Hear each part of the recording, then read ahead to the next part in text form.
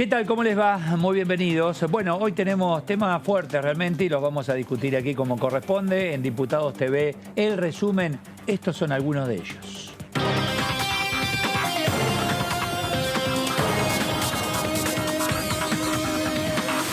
Trabajo de diputadas y diputados por videoconferencia, expuso el secretario de Minería, Alberto Hensel. El funcionario explicó las políticas desarrolladas por su cartera desde el 10 de diciembre pasado a la fecha.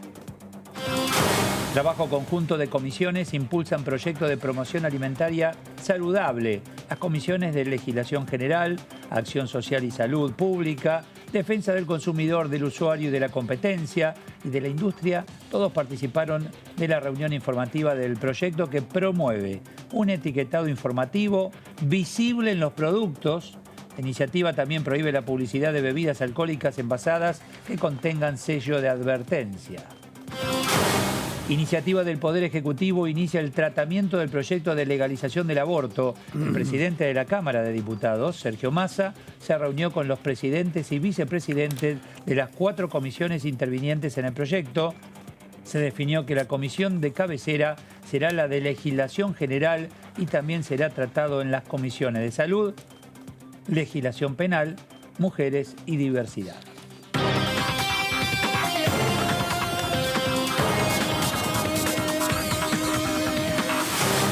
Bueno, el tema etiquetado es, la verdad, es para llamar la atención, para estar atentos. Digo, en principio nos llama la atención a nosotros. Decir, bueno, ¿irá esta etiqueta finalmente, color negro, el tema relacionado con el azúcar, los componentes? Bueno, no es un detalle menor, Claudio. ¿Cómo estás? Bien, muy bien. ¿Qué tal? Así, bien, importante, muy bien. Vos lo has discutido. Absolutamente, totalmente. Sí, y convengamos que es un trabajo de 4 comisiones que lo que están tratando es de organizar un poco el debate en un contexto muy importante. Ya no hay tiempo para dictaminar. Es decir, que el futuro de todo este debate va a depender si el Ejecutivo lo incluye en el temario de extraordinarias o entra también en la extensión de ordinarias. Bueno, y 4 comisiones con intereses en el tema, ¿no, Leo? Sí, 4 comisiones, habían sido, buenas noches, habían sido 3, habían sido 6, después bajaron a 3 por las quejas de que se iba a ser muy amplio el debate y finalmente quedaron 4 porque ingresó si no queda algún tema fuera, ¿no? Claro, alguna área temática de las que no puede ser cubierta. Igual, por todo lo que abarca el tema, tendría que haber ido a 15 comisiones, capaz,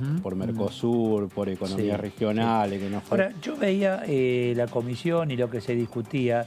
Acá tenés temas desde la producción, o sea, la industria, la comercialización, aquellos que luchan y son profesionales de la buena alimentación o la alimentación saludable. O sea, tenés muchas partes, ¿no? Absolutamente, totalmente. Es un abanico, digamos, es un abanico que busca reeditar parte del debate que ya se dio en el Senado. Hoy nos encontramos con distintas posiciones de oficialismo y oposición también a favor de que se pueda mantener en gran parte lo que ha sido el proyecto votado en el Senado.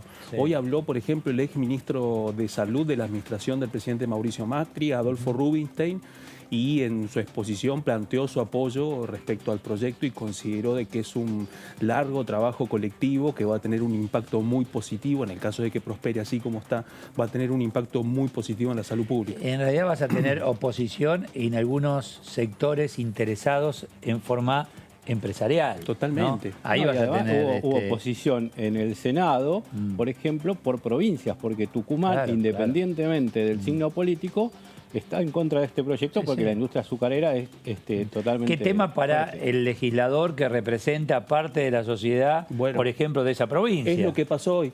Por ejemplo, bueno, hoy uno de los que habló fue precisamente el titular de la Comisión de Salud, el tucumano Pablo Yedlin, que con claridad dijo... Médico. Exactamente. Además, y dijo, acá vamos a ser muy claros. Dice, yo evidentemente afronto, dice, una serie de cuestiones vinculadas a mi provincia. Pero aclaró, dijo, yo por supuesto que estoy de acuerdo con el impacto de salud pública que tiene este proyecto. Planteó su discrepancia con respecto a lo que es el perfil nutricional que mantiene el proyecto, que es a partir de lo que establece la Organización Panamericana de la Salud. Ellos consideran que, digamos, ese perfil es muy amplio y que eso obligaría a que gran parte de los alimentos que están siendo comercializados en este momento tuvieran que llevar algún tipo de etiquetado. Pero, digamos, nos encontramos con eso. Ya hemos entrado en una etapa del debate en donde hay legisladores que no tienen ningún problema de afrontar, digamos, lo que implica esa discusión. Que se entienda qué te estaba ofreciendo, ¿no? Esa etiqueta. Porque a veces son tan pequeñas que es decir, vos en la góndola no vas a ponerte a leer, a ver en qué lugar está del envase, Algunos de los que están en contra del proyecto se quejan de que este octágono negro Sí. Es muy general para todos y un alimento que tenga un mínimo, se pase un mínimo del límite. Ya vas a ver el octógono negro y decir, claro, no lo llevo. Porque, Pero te va a explicar en realidad, 5 naranjas envasadas, como tiene mucho azúcar, Sí. que te ponen las 5 naranjitas en el supermercado adentro Sí. de un Sí. celofán. Bueno, eso también tendría el Bueno, y octógono. si tiene mucho azúcar, está bien. Pero dicen, no es lo mismo eso que una bebida concentrada de las consideradas más malas para la salud. Porque una es muy natural y la otra es Claro, y la artificial. otra es artificial, fabricada. Por ejemplo. Exactamente. Claudia Najul, ¿está en línea? Florencia, ahí está. Florencia Lampreave. ¿Qué tal, Florencia? Gordo Serenelini. ¿Cómo le va? Ahí está. ¿Qué tal, Hola, Florencia? ¿cómo están? ¿Todo bien? Muy bien, gracias. Muy bien, gracias Bien. por atendernos. Gracias. Digo, recién charlábamos el tema del azúcar, el etiquetado, si son 6 naranjas o es un producto artificial. Digo, en ambos casos tenés una cantidad de azúcar para llamar la atención, o por lo menos que quien compra sepa que está llevando. Sí, ahí entraría en realidad respecto del proyecto que estamos discutiendo, que en realidad Sí. es el que obtuvo la media sanción en senadores y que bueno, hoy en la comisión informativa se estaba hablando en función de lo que establece ese proyecto.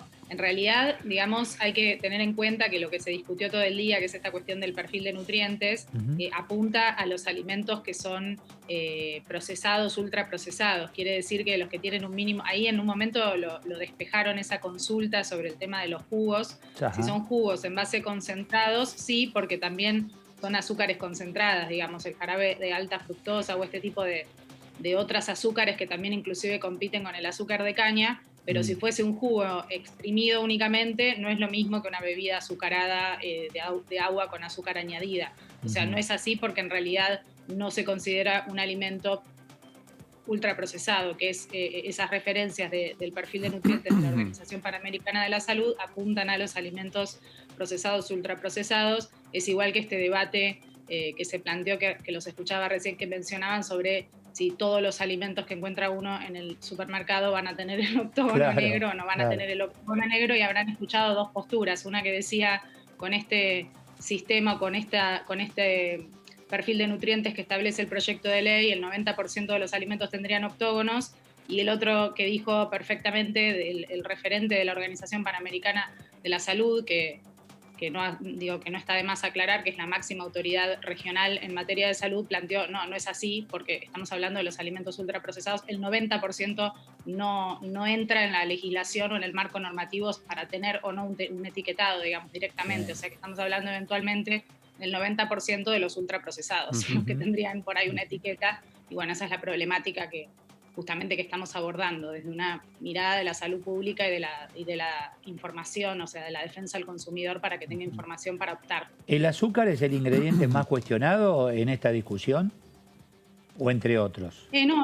No es el más cuestionado, es el que más polémica está generando. En parte ustedes lo planteaban recién, sobre todo por la industria de las bebidas azucaradas y demás, que en Argentina, digamos, uno de los grandes problemas es el consumo de bebidas azucaradas, donde ahí nosotros rankeamos como país a nivel mundial en el consumo de estas bebidas, y está muy asociado a muchos problemas de salud o de enfermedades llamadas no transmisibles, crónicas no transmisibles, pero no es lo único, porque incluso, digamos, el etiquetado establece un octógono negro para advertir sobre exceso de azúcar, pero también un octógono negro para advertir sobre exceso de grasa saturada, sobre exceso de sodio y otras advertencias que aparecen como la presencia de cafeína o de edulcorante. Diputada Lampreave, ¿cómo le va? Claudio Mardones la saluda. Recién abríamos este programa preguntándonos, hace poquitos días venció el plazo para poder dictaminar. La gran pregunta es, ¿cuál es la expectativa del Frente de Todos? ¿Que este texto sea incluido en el temario de extraordinarias o corre el riesgo de que todo este debate pase recién para el año próximo, cuando comience el periodo de ordinarias del año próximo? Bueno, digamos, está básicamente abierto ese panorama en el sentido de que ahora estamos en unas sesiones informativas, no es que hay una postura totalmente unificada, sí, respecto de la importancia y de la necesidad de establecer un sistema, digamos, de etiquetado, pero digo, mismo hoy se transparentó en la propia comisión informativa que hay matices.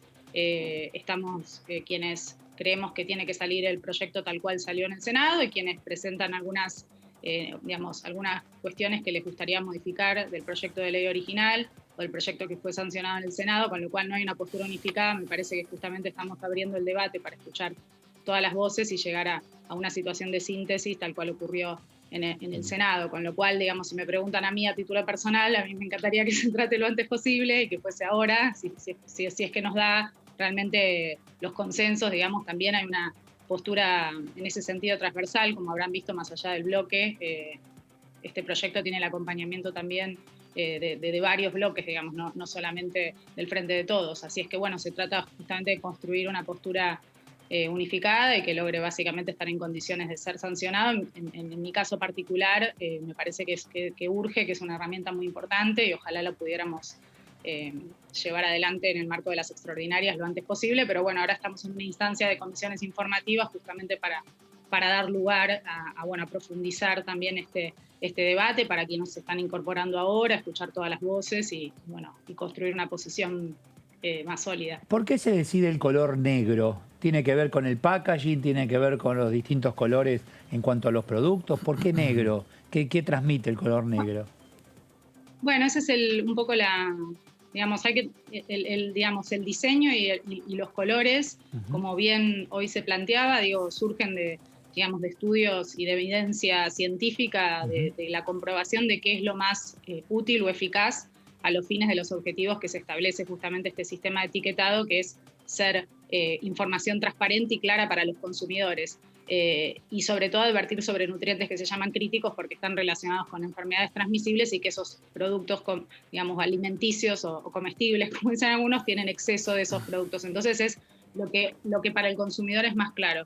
La palabra exceso de y el negro con blanco ocurre, digamos, que es mucho más transparente y más claro en términos de advertencia para los consumidores, y eso está probado que es así en varios estudios que hacen asociaciones, inclusive el Ministerio de Salud en su momento de la Nación, que funciona mejor a esos fines de ser información clara, transparente, que no hay que no tener conocimiento previo, que no tenés que ir a la etiqueta de atrás para ver los valores, sino que rápidamente se interpreta que hay algo que advertir ahí, que hay un exceso de presencia de algo que no es positivo, digamos, para la salud. Esa es básicamente la idea, y se ha probado con otros sistemas, porque inclusive dentro de toda la línea de sistemas de advertencias existen otros, por ejemplo las lupas, existe también algunos que vienen en color rojo, claro. Pero bueno, la elección del sistema es porque la evidencia, digamos, científica lo muestra como el más efectivo, el más eficaz para advertir justamente a los consumidores la presencia de estos nutrientes críticos. Diputada, ¿cómo le va? Leonardo Fredes la saluda.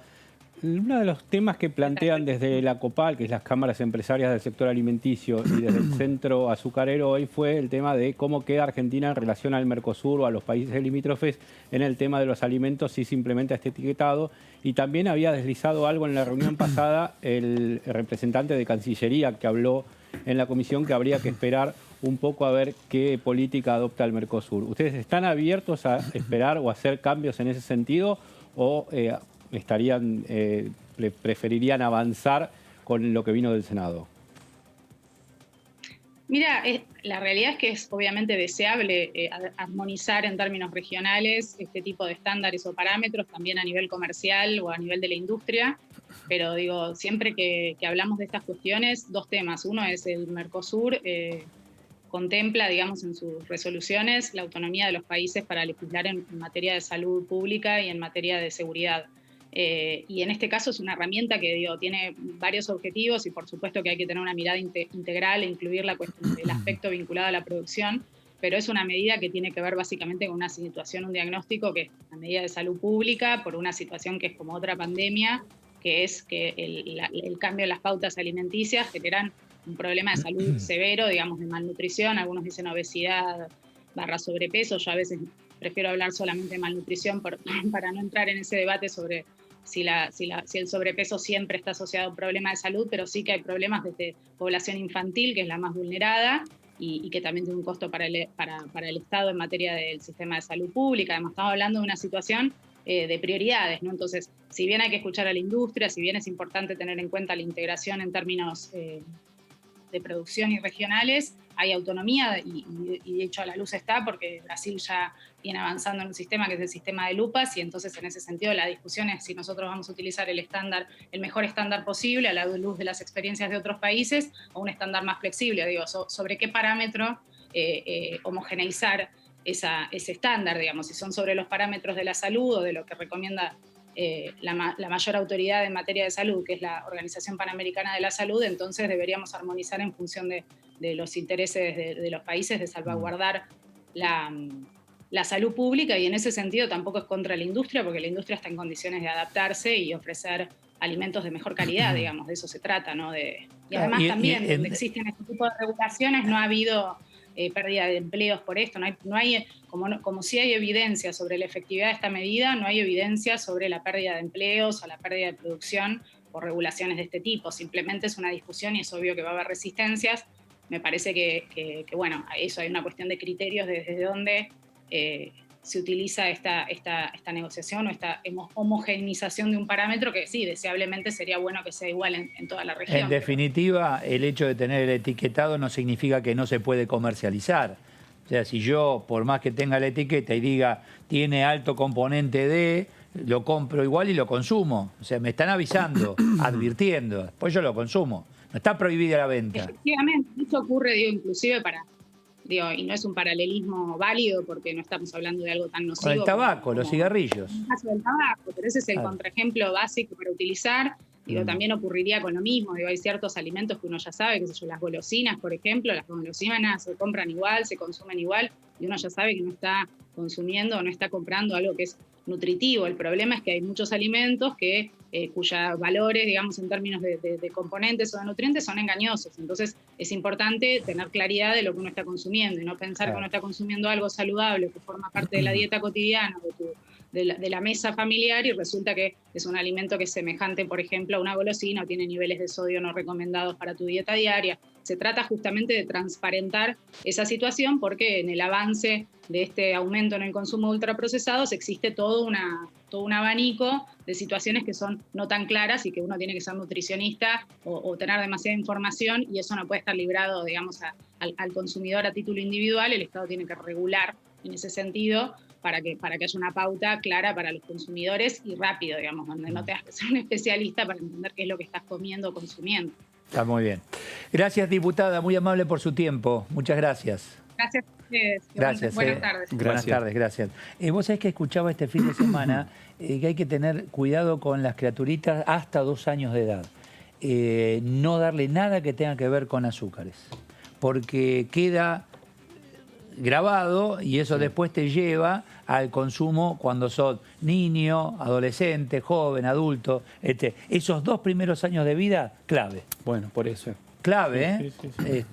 Probable, sí. Que muchas veces como padre vos decías, ¿cómo no le vas a dar una golosina al nene? ¿Cómo le vas a prohibir un chupetín? Y sin embargo tenían razón. De ahí la pertinencia de la señalización frontal, que sea eficaz, que sea eficiente y que permite orientar mucho mejor sobre eso. Claro.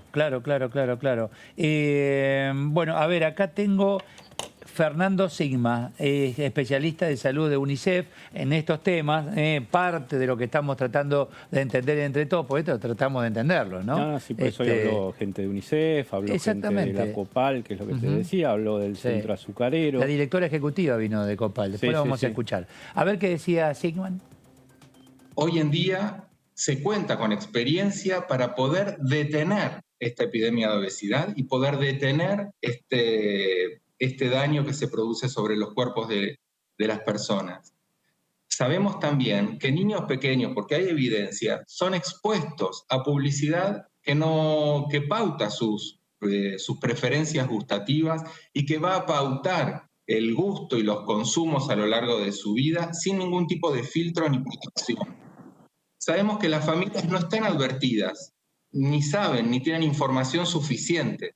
Y sabemos que hay publicidad engañosa que promueve el consumo de alimentos o el consumo de productos que no son alimentos sin ningún tipo de educación y sin ningún tipo de protección para los niños y las familias. Tenemos experiencia internacional que demuestra que el etiquetado frontal de advertencia octogonal es útil para advertir a niños y a sus familias sobre la calidad de los alimentos que, y vos me equivoco yo también, acá, en relación a la calidad de los productos que van a ingerir, ¿sí?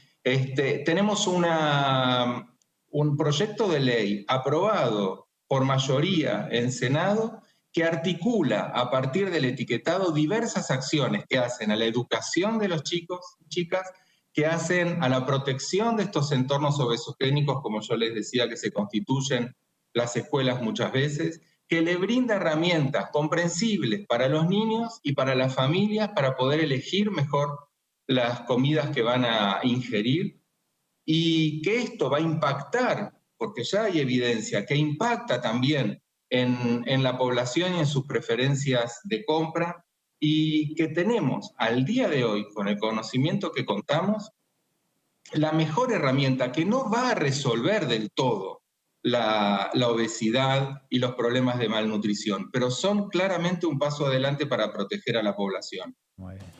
Muy bien, muy bien. Acá estoy escuchando cosas de gente grande que me rodea. Dice, cuando éramos chicos era todo mucho más sencillo. Acá estamos sanitos y bien nutridos. No podés decir eso, Claudio. Decilo al aire. Vos también. Porque las abuelas decían, razón, chicos, el nene está gordito. Era sinónimo de que el nene estaba sano. ¿Qué habrían hecho esas abuelas si hubieran encontrado una señalización frontal de alimentos para no darnos porque cosas que nos hacían ¿sabés mal? qué? Porque entre otras cosas no compraban envasado. Claro. Era todo elaborado natural. en casa, entonces era muy distinto. ¿Entendés? Antes te decían el churrasquito con juguito y le mojaban el pancito que al nene le hace bien.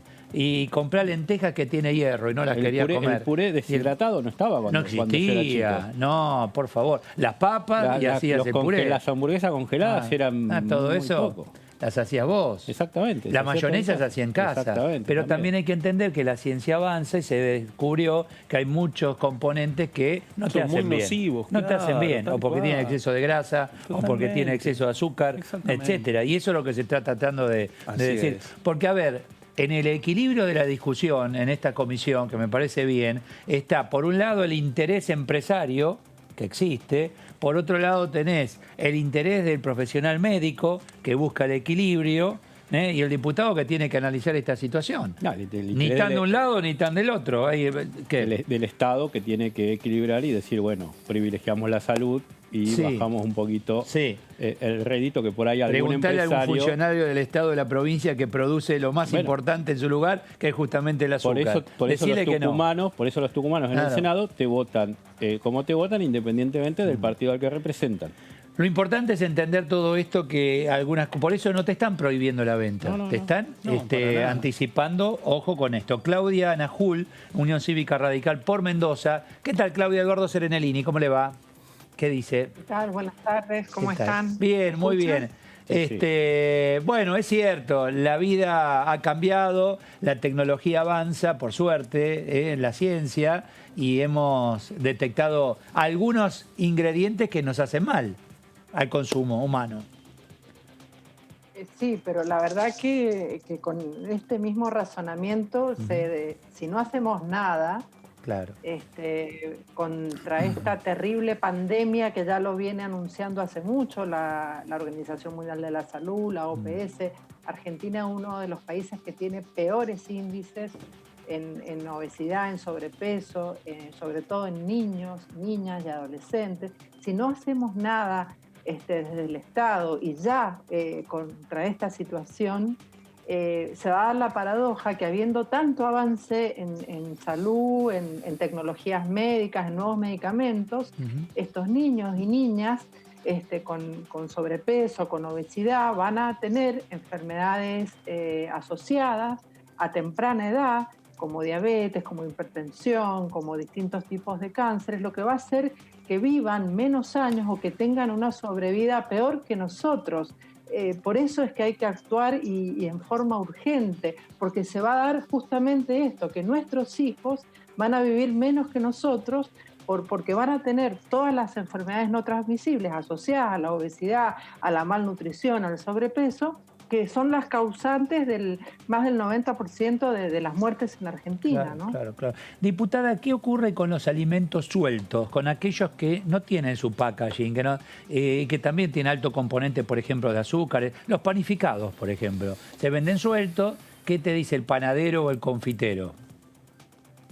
No, ahí los sueltos, el etiquetado es para todo lo que venga procesado, ¿no? Ajá. Industrializado, más claro.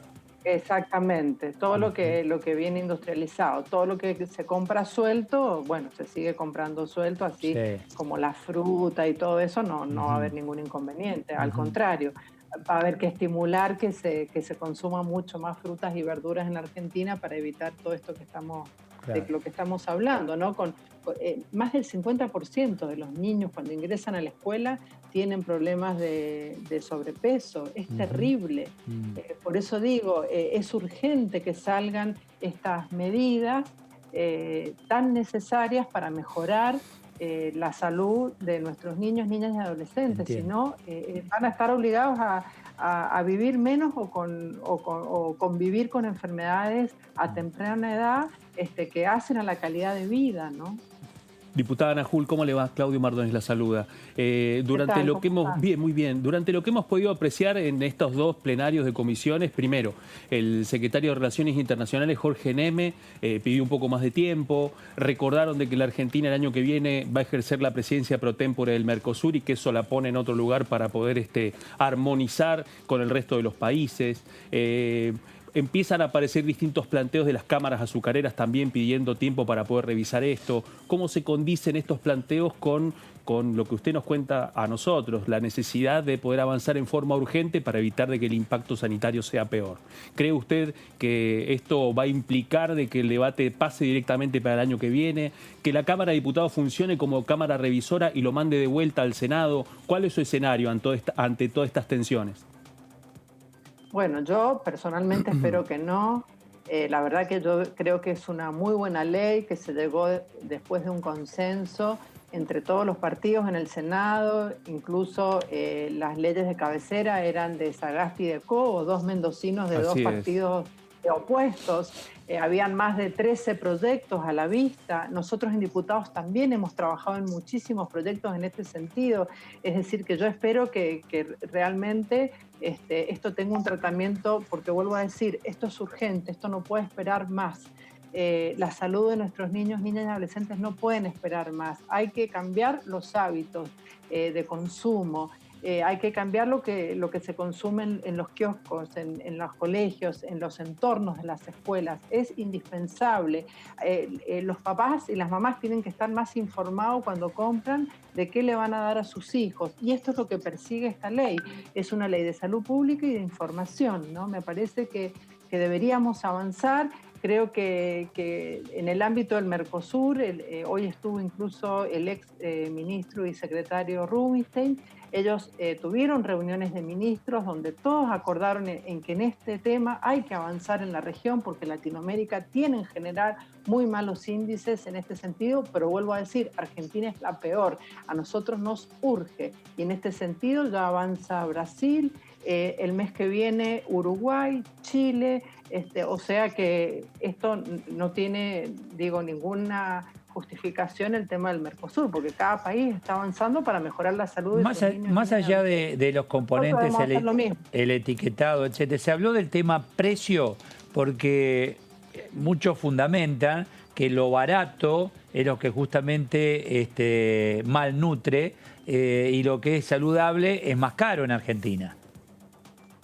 Bueno, en ese tema tampoco hay evidencia en los países que han avanzado de que ni que se hayan perdido puestos de trabajo, ni que hayan disminuido las ventas, ni que hayan aumentado los precios.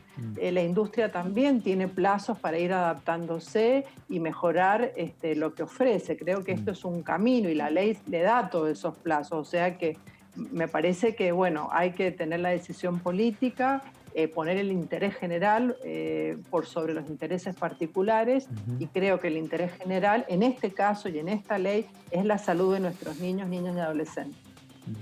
Diputada, ¿cómo le va? Leonardo Fredes la saluda. En este tema, el Senado logró 64 votos, es decir, que hubo una confluencia de varios bloques, incluyendo Juntos por el Cambio, y lo que está diciendo usted en el sentido positivo sobre el proyecto habla de que podría tener un alto grado de consenso más allá de la expresión de algunos diputados de Tucumán o de algunas provincias interesadas desde lo productivo. Es bueno que se esté llegando a un consenso y que sea uno de los temas que finalmente se ponen de acuerdo oficialismo y oposición. ¿Cómo ve este acuerdo, este consenso?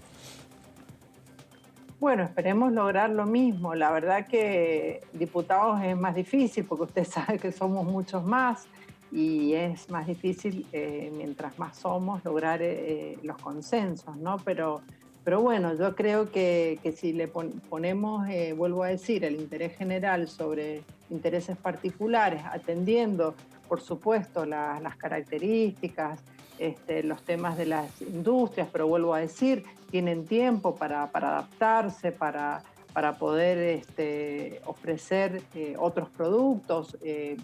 La ley lo prevé, o sea que me parece que, y en ningún lugar del mundo que han avanzado en esto, se han visto perjudicados. Creo que es un paso que hay que dar. Ojalá la mayoría de diputados y diputadas pensemos lo mismo, así pueda salir rápidamente. La verdad que eso no lo manejo, lo manejarán las comisiones donde está, que también se ha mandado a varias comisiones, pero el oficialismo tiene mayoría en todas, es decir, que si hay voluntad política del oficialismo, creo que no va a haber problema en que salga. En definitiva, estamos hablando de salud conjunta, difícilmente oponerse, más allá de lo económico, digo que no es poca cosa, pero en cuanto a ser saludables y consumo saludable, creo que hay una decisión general, ¿no, diputada? Yo creo que sí, y además, si hablamos también de lo económico, usted sabe lo que cuesta al sistema de salud el tema de las enfermedades no transmisibles. Son uno de los gastos que más dinero se lleva en el sistema de salud. Es decir, que también genera mucho costo la mala alimentación. O sea que los costos hay que verlos de todos lados, ¿no? Sí. En ese sentido, bueno, de lo que nosotros nos enfermamos y nos morimos es generalmente la mayoría, el 90% es en nuestros hábitos y sobre todo ahora en la alimentación, porque se dio una gran batalla con el tema del tabaquismo, donde hay una gran conciencia, donde vemos que cada vez, bueno, la gente ha tomado más conciencia del tema de que si fuma y decide fumar, sabe los riesgos que corre, pero bueno, también hubo todo ese proceso, ¿no? de tomar conciencia, de poner en las etiquetas, y hubo también una gran pelea con las industrias, pero bueno, se fueron adaptando y seguimos transitando, pero ahora las principales enfermedades, vuelvo a decir, no transmisibles que causan la mayoría de las muertes y de las enfermedades están asociadas a la malnutrición en la Argentina. Gracias por el tiempo, diputada Najul, muy amable. Gracias. No, a ustedes. Gracias. Gracias. Vos sabés que yo me refería, tal vez no me expresé bien, en el tema de lo económico no es nutritivo, parece ser nutritivo, lográs la saciedad, pero no te nutre. Tal cual. ¿Entendés? A eso me refería yo. Y el pan es barato. Por ejemplo, ¿entendés? Ese tipo de comida muy chatarra y que, bueno, a los chicos les gusta porque está pensado chicos y no tan chicos, ¿no? Sí, se resuelve rápido, que por ahí los padres están ocupados, por ahí es en un espacio del colegio que salen de una clase y tienen que entrar a otra. Andá y comprate tal cosa. Andá, comprate esto que es rápido, es algo barato. Rápido y es lo que justamente decía la diputada. Una voz calificada porque fue ministra de Salud de la provincia de Mendoza, si no me equivoco, ¿no? Sí, ¿no? Sí. Por eso son datos a tener en cuenta, Claudio. Totalmente. Sí, y la importancia que tiene que intervenga el Estado para poder establecer un poco un contorno de la gravedad que tiene alimentar mal a nuestros hijos. Claro. Que no podés culpar a los padres. Yo te voy a decir por qué. Porque nosotros, estuvo muy bien la diputada que dice, hay que educar a los papás para ver cómo le transmiten a los chicos. A nosotros nos educaron de otra manera. Vos te enseñaron a comer, es que el te ponían la comida ahí y comela. No, es que yo entiendo que el tema no pasa por la comparación, ni tampoco por victimizar a los padres, sino simplemente poder entender de que en el marco de ir a comprar a un supermercado, Sí. el consumidor tiene la posibilidad de que cada una de las etiquetas pueda Sí. tener una Pero señalización yo te aseguro para que eso no sea que nocivo. todo lo que es sano es más caro. En ese contexto Vos me buscalo parece- y todo lo que es Totalmente. sin azúcar No, o sí. de dieta, Exactamente. o que todo es mucho más Es la caro. discusión de siempre. Es, Ahora, es tremenda, ¿por qué? totalmente. Porque es moda, Absolutamente. porque se busca, porque Claro. tenés que ir a la dietética y porque no. Bueno, cantidad de situaciones. Es más caro comer sano, anda a comprar algo que te digan, no, esto es, no sé, sano porque es del campo. Ah, bueno, muy bien. Y son los mismos huevos la gallina, pero estos son de campo y estos Claro, el son pollo de de campo, Corrientes el pollo y de 9 de campo es julio. mucho más caro que el pollo de frigorífico congelado. Bueno, por ejemplo. pero ahí como eso pues, tenemos cantidad de Ejemplo en ejemplos, Pero ahí, ¿entendés? ahí hay dos cuestiones. Una que está vinculada con productos en donde su manufacturación puede ser más saludable. Claro. Lo otro es lo que ya está en el mercado Sí. y que eso mínimamente tenga una señalización que permita bien, advertir de que perfecto, puede ser está perfecto. nocivo. Eso en el caso de la infancia, que es lo que hemos escuchado en estos últimos 2 plenarios de comisiones, es una preocupación estratégica porque esa señalización aporta muchísimo para evitar algo que marca a muchas Me parece argentinas y bárbaro. argentinos, que es la obesidad infantil. En ese sentido, digo, hay un proyecto que está un poco relacionado con este, que se buscaba sacar de las líneas de supermercado, mientras vos haces la cola, todas las golosinas a la altura de donde están los chicos. Totalmente. Porque es una tentación y vos tenés 20 puesto a minutos haciendo propósito cola ahí. por eso. Sí, está hecho Por a eso. propósito y la idea era sacarlo y tuvo mucha resistencia. Primera necesidad está el fondo del supermercado. Exacto. Claro. Y después vos, a medida que te acercás a la caja, lo que no necesitas. Y mientras estás Totalmente. esperando, la golosina, uy, esto Exacto. llévalo. Exacto. Está todo pensado. Y a ahí- la altura de los ojos. Sí, sí, a la altura Y de ahí los el ojos. proyecto también llega al tema de la comercialización, porque lo que establece también es la imposibilidad para que productos que precisamente tienen el octógono y tienen la advertencia puedan ser promocionados marketing y publicidad. No es un tema menor Y tampoco. etiquetado frontal. Bien Exactamente. aclarado, tenés que ponerle etiquetado frontal porque si Sí, le sí, decís sí, sí. pónganle un octógono, te lo ponen en, Sí, Exactamente. en la base. Sí, Exactamente. en la base Sí, de la sí. 3 lata. milímetros cuadrados y abajo, Claro. así, para que no se vea. Y claro, sí, sí. El doctor Rubinstein decía lo siguiente. Un poco lo que quería reflejar era de alguna manera cuáles son lo que yo considero los puntos más importantes de esta ley. Ustedes saben que, digamos, en la gestión nuestra, uno de los temas prioritarios de la agenda sanitaria fue la prevención de la obesidad infantil y la promoción de la alimentación saludable. Y en este sentido tratamos de dar cuenta de uno de los problemas centrales de la salud pública en nuestro país, que tiene que ver con las enfermedades crónicas, que hoy dan cuenta de más del 70% de la carga de enfermedad y de muerte en nuestro país, de muerte prematura, y la obesidad, y particularmente la obesidad infantil, que viene aumentando de manera creciente a lo largo de los últimos años, ha aumentado más de un 75% en 15 años la obesidad en los adultos, y hoy tenemos 4 de cada 10 niñas, niños y adolescentes con sobrepeso y obesidad. Así que esto yo creo que es el problema de la agenda presente y futura de los argentinos. Por eso, el proyecto de ley, digamos que cuenta hoy con media sanción en el Senado y que además fue aprobado por una amplísima mayoría, prácticamente un consenso casi total, es fruto de por lo menos 15 proyectos de ley, como recién mencionaba la diputada Carrizo, que fueron elaborados por legisladores de todo el arco político, oficialismo y oposición, de antes y de ahora. Se logró una fusión de un proyecto que hoy tiene y demuestra una enorme calidad, una calidad superlativa en este proyecto de ley. Bueno, bien interesante, ¿eh? Vamos ahora a pasar a otro de los temas en discusión, que no sé si te terminará este año, yo creo que no, ya va a haber que hablar de extraordinarias o ya 2021, el tema aborto, muchachos. Así es. ¿Eh? ¿Qué me pueden contar? A ver, Leo. Contamos que fue girado finalmente a 4 comisiones, Ok. que va a ser cabecera Legislación General, que está a cargo de Cecilia Moró. También va a estar Salud, que está el tucumano Pablo Shedlin, que también es del Frente de Todos, los 4 son del Frente de Todos. Legislación Penal con Carolina Gaillar y Mujeres con Mónica Macha. Esos 4 van a llevar adelante el debate. El próximo jueves se va a definir cuál es el esquema. Se dice que va a haber entre 30 y 60 expositores, entre médicos. Nuevamente entonces traen una cantidad de expositores como fue en el Sí, lo que pasa que- 2017. 18. Entre 30 y 60 son muchos menos que habrá habido 200, 300 la vez pasada. Totalmente. Bueno, pero son. lo vale, ¿no? Sí, totalmente. El debate lo Absolutamente. requiere.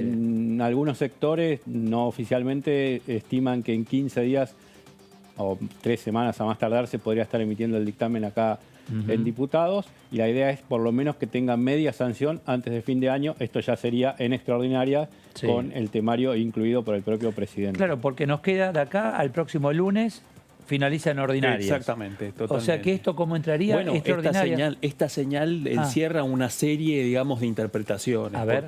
Si bien convocar extraordinarias es una potestad del presidente, el mensaje hoy de la Cámara de Diputados es que el acuerdo del oficialismo es poder avanzar sin perder de vista el camino recorrido en 2018, poder incluir una parte de expositores, poder hablarlo además entre oficialismo y oposición, definir cómo va a ser el mecanismo dentro de los próximos 15 días, cuando ya va a funcionar un plenario de comisiones similar al que ha venido trabajando ya 2 veces con respecto a la ley de etiquetado. Otra similitud, también ese proceso va a estar encabezado por la diputada Cecilia Moró. Y eso deja este interrogante.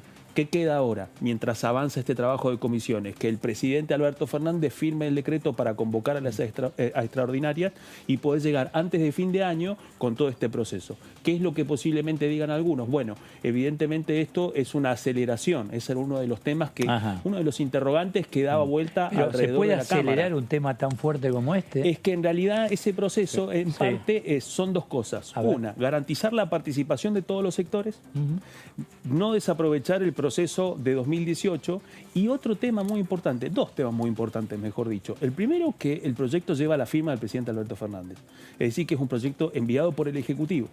En segundo lugar, no es solamente un proyecto, también ingresó el proyecto que llaman proyecto compensador, que es una iniciativa que lo que establece es la obligatoriedad de que el Estado acompañe los primeros 1000 días de crecimiento y desarrollo de las niñas y niños. Con cabecera en salud. Exactamente, con cabecera en salud. No, exactamente. Para decir, viste que el oficialismo dice, este es un tema de salud. Exacto. Que es uno de los cambios que quieren dar con respecto a 2018 para decir... ¿Que era un tema de qué?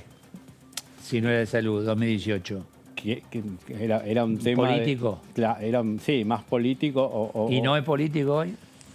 Es que ahí hay 2 cuestiones, porque el elemento no pasa por un tema de interpretación política, sino por el argumento que tiene que ver con una cuestión de salud pública.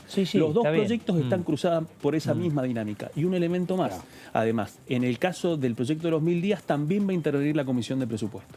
Es decir, que dentro de los próximos 20 días nos vamos a encontrar con un trabajo conjunto de 5 comisiones por un lado y de 4 comisiones por el otro, trabajando en plenarios en un proceso de 15 o 20 días para poder llevar ambos al recinto antes de la finalización del año.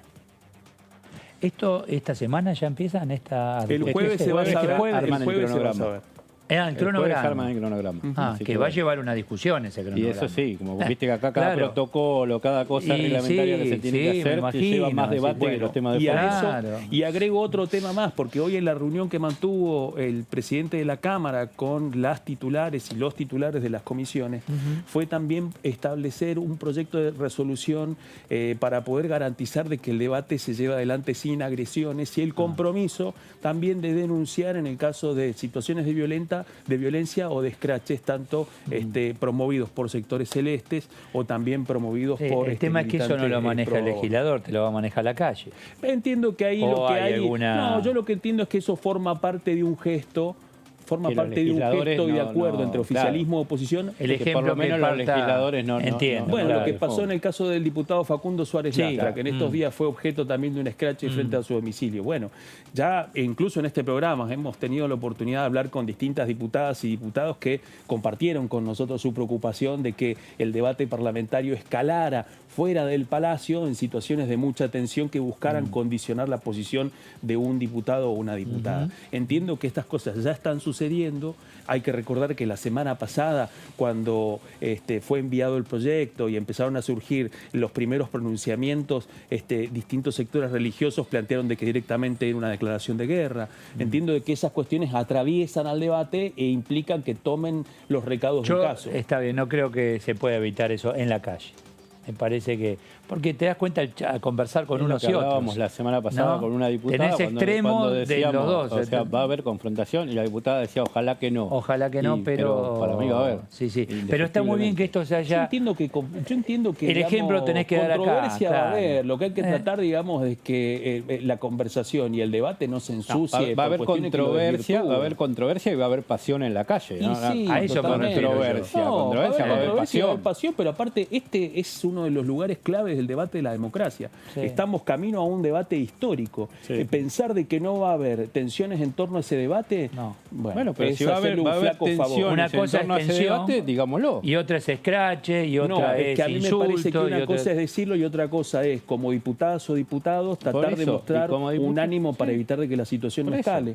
Por eso. Ese fue el objetivo del presidente de la Cámara hoy. Bueno, esa es una de las señales, porque entiendo también, señal, digamos, en ¿no?, redes sociales, viste, que si queman un pañuelo verde, si queman un pañuelo celeste, el diputado no se haga eco de eso. O sea, el diputado que trate desde lo institucional de frenar un poco el envalentonamiento que puede haber en la calle. No se va a ver fácil. Está Suárez Lastra en línea. ¿Qué tal, diputado Eduardo Serenellini? ¿Cómo le va? Muy bien, Eduardo, buenas noches. Buenas noches. Bueno, digo, está muy bien la convocatoria del presidente de la Cámara, decir, bueno, tratemos de no confrontar, etcétera. Ahora, la calle ya es otra cosa, ¿no? Lamentablemente hay extremos siempre, y en este tema lo han demostrado. Usted fue víctima hace horas atrás. Sí, extremos muy pequeños, tengo que decirlo, así como fue incómodo, fue agresivo, pintaron en mi casa si hay aborto de guerra, digamos, no hay mucho para analizar, es clara la mensaje y la violencia del mensaje, pero son muy marginales, la verdad que un grupito de 50, 70 personas con toda la furia, bastante agresivos con los vecinos, no porque fueran a agredirlos, sino porque los vecinos estaban molestos y le decían, mire, están tirando bombas, destruyendo a las 4:30 de la tarde en un barrio, estoy con chicos, los perros, la gente paseaba a los perros y los tipos tienen esta bomba destruyendo, música de cumbia, marchita, discurso, 10 tipos con un equipo de sonido, y pintaron estas porquerías tan agresivas y tan violentas, y se pelearon con algunos vecinos, hubo algunos incidentes, pero la verdad, eran patéticamente poco representativos. Yo tuve mucha solidaridad, pero no lo tomo como un tema personal, sino muchas expresiones en contra del escrache, de los más representativos y más activos del movimiento celeste, que también tiene una presión fuerte en el Congreso, en senadores fuertes y en diputados. Perdieron la última elección, pero es una cosa muy representativa y muy fuerte. Eso no está en esa línea. Inclusive yo creo que la marcha celeste que está convocada es otra lógica. Una marcha al Congreso a peticionar es una cosa y la otra es ir contra el artículo 68 de la Constitución, que es que los diputados, los miembros del Congreso no pueden ser molestados por motivo de sus opiniones y de sus votos en el Congreso, sus discursos en ocasión de este tema. Ahí sí ya estamos frente a un tema institucionalmente más delicado, más reprochable. Y a la sociedad en su conjunto, ¿cómo la ve en relación a este tema? ¿Cómo la ve plantada? Más allá de quienes ya tomaron posición y se manifiestan abiertamente, celestes, verdes, en general la sociedad argentina está preparada para recibir y discutir este tema. Yo creo que sí, yo creo que ya lo hizo y bueno, se estuvo a 3 votos de ser aprobado. Yo creo que sí, en la medida que se ha planteado con moderación, como se planteó cuando fue aprobada la ley en la Cámara de Diputados. Recuerden que hubo cientos de miles de personas, o decenas de miles para no exagerar, en la calle. Había más gente que apoyaba, digamos, verdes y celestes, todo el mundo sabe de qué se trata. Había más verdes que celestes en la calle, pero estaban separados por una barrera y no hubo incidente de ningún tipo, en el flujo de movimientos se cruzaban. Yo creo que el debate, si no se agita esta situación de diferencia y si los que promovemos una posición y la otra lo hacemos con respeto y moderación y respetando las opiniones y respetando sin presionar a unos y a otros para que voten de acuerdo a su conciencia, cosa que yo creo que no es un voto de conciencia, pero así se lo ha tomado. Yo creo que la conciencia es para los actos individuales y las decisiones personales. Acá estamos hablando del régimen político. Si pensamos que la convicción y la creencia de uno se le puede imponer al otro. Y ahí me parece que no es un problema de yo soy de los que creen que en un sistema democrático republicano de ninguna manera la perspectiva de uno se le tiene que imponer, aunque sea por una mayoría circunstancial, al conjunto. Era más claro con el tema del divorcio. Durante años no permitimos el divorcio porque había gente que pensaba que lo que Dios ha creado, que el hombre no se pare. ¿Y qué tiene que ver eso con la sociedad civil de la República Argentina? Diputado, ¿cómo le va? Leonardo Fredes lo saluda. Le consulto por dos compañeras suyas de Interbloque, Sofía Bambrilia de Corrientes y Aida Ayala, la chaqueña radical, que habían votado verde y ahora cambiaron y dijeron que van a votar por celeste, para resumir las posturas, ¿no? ¿Qué opina de eso? Bueno, yo soy respetuoso a las decisiones que toma cualquier diputado en el ejercicio de funciones, y más si son dos personas de mi Interbloque, a quienes aprecio personalmente. Creo que están equivocadas. Me parece que no entienden esto. Yo creo que el fundamento de ellas es el estado de opinión de su comunidad. Digamos, como que hay un consenso en las comunidades de las cuales ellos representan, donde habría una posición mayoritaria en contra de la despenalización del aborto. Cosa que es difícil de saber si es exactamente así, pero supongamos que lo fuera. Yo creo que también es el rol de los dirigentes políticos, cuando son criterios republicanos de convivencia y de respeto a la posibilidad de que el régimen de propuesta de uno no se le imponga a otros, pueda ser tomado, digamos, creo que no deberían tomarse de eso, pero bueno, yo respeto las decisiones del voto de cada uno de mis colegas. Suárez Lastra, ¿cómo le va? Claudio Mardones lo saluda. Recién estábamos, muy bien, Claudio. Muy bien. Nosotros recién estábamos comentando un poco que este debate va a estar asignado por dos cuestiones, no solamente por el proyecto de interrupción voluntaria del embarazo, sino también por la iniciativa para que el Estado aporte y ayude a acompañar los primeros 1000 días de niños y niñas. ¿Cree usted que esta nueva iniciativa va a permitir otra geografía del voto, teniendo en cuenta que van a ir avanzando a la par y posiblemente lleguen juntos al recinto? ¿Cree usted que esto puede ser una forma también como para poder acercar posiciones y que eso permita que el proyecto pase más rápido al Senado? Creo que sí, creo que es una buena idea, que es algo que contribuye y agrega a los términos en que se discutió este tema, porque apunta a amparar y dar solución a quien, queriendo mantener un embarazo, resuelve interrumpirlo porque no le da la condición socioeconómica y la capacidad de sostener la situación, que muchas veces es el fundamento de la interrupción del embarazo. Entonces, contribuir, porque en el fondo nadie, por lo menos no la mayoría absoluta, y muchos de los que votamos a favor de la despenalización, creemos que el embarazo sea algo bueno o virtuoso. El embarazo es una decisión traumática que deberíamos procurar evitar. El embarazo no, el embarazo es muy deseable. ¿Qué iba a decir? Bueno, el aborto es una decisión muy traumática que políticas públicas deben procurar desde la difusión de la anticoncepción, la educación sexual, una política sanitaria que contemple el apoyo social a quienes, teniendo dificultades, quedan embarazadas, y que le ayuden en la idea de sostener al hijo que querrían tener y no podrían. Me parece que son todas cosas que contribuyen a darle una perspectiva más amplia y que pueden contribuir a que se despenalice, que es el objetivo central de esta propuesta, ¿no? El Papa Francisco habló en las últimas horas en relación al tema aborto. No nombró a la Argentina, o sea, habló del mundo, etcétera, pero particularmente no habló de la Argentina, Suárez Lastra. Sí, yo me imagino que para el Papa debe ser un momento difícil, porque el Papa manifiesta alguna simpatía, alguna preferencia por el gobierno y un enfrentamiento muy firme con relación a la posibilidad de interrupción del embarazo, al aborto. Entonces está en una situación delicada. Bueno, no me quiero meter en la política de Dios, con la misma convicción que no quiero que la política de Dios se meta en la política civil. Pero las máximas autoridades de la Iglesia aquí en Argentina los consultan a ustedes, están en diálogo. Sí, se han manifestado y han conversado con las autoridades. Hay una intensa actividad de la Iglesia en procura de dar argumentos en función de sus principios y su mirada y de cómo ven la situación, y siempre estamos atentos a ello y los hemos escuchado. estamos muy firmes en nuestra convicción. Esto para nosotros no es para los que votamos a favor, no puedo hablar en nombre del radicalismo, ni mucho menos del interbloque, pero sí de aquellos que estamos a favor de la interrupción del embarazo, voluntaria del embarazo, por supuesto arreglada y reglamentada como fue antes y como es esta propuesta del Ejecutivo ahora. Para nosotros este es un tema de salud pública, es un tema de importancia.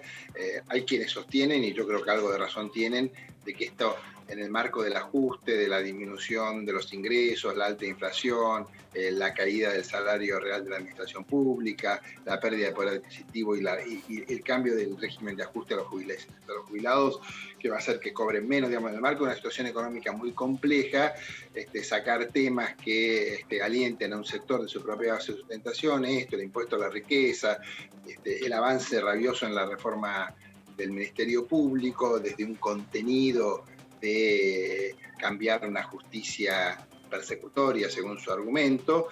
Me parece que son fuertes señales de la política que están apuntadas a sostener un momento difícil. Aunque fuera así lo del embarazo, yo creo que sigue siendo urgente y oportuno, digamos. No suscribo los que dicen, bueno, puede estar bien esto, pero no lo vamos a facilitar porque forma parte de esta estrategia de humo que están haciendo con varios proyectos ahora. No.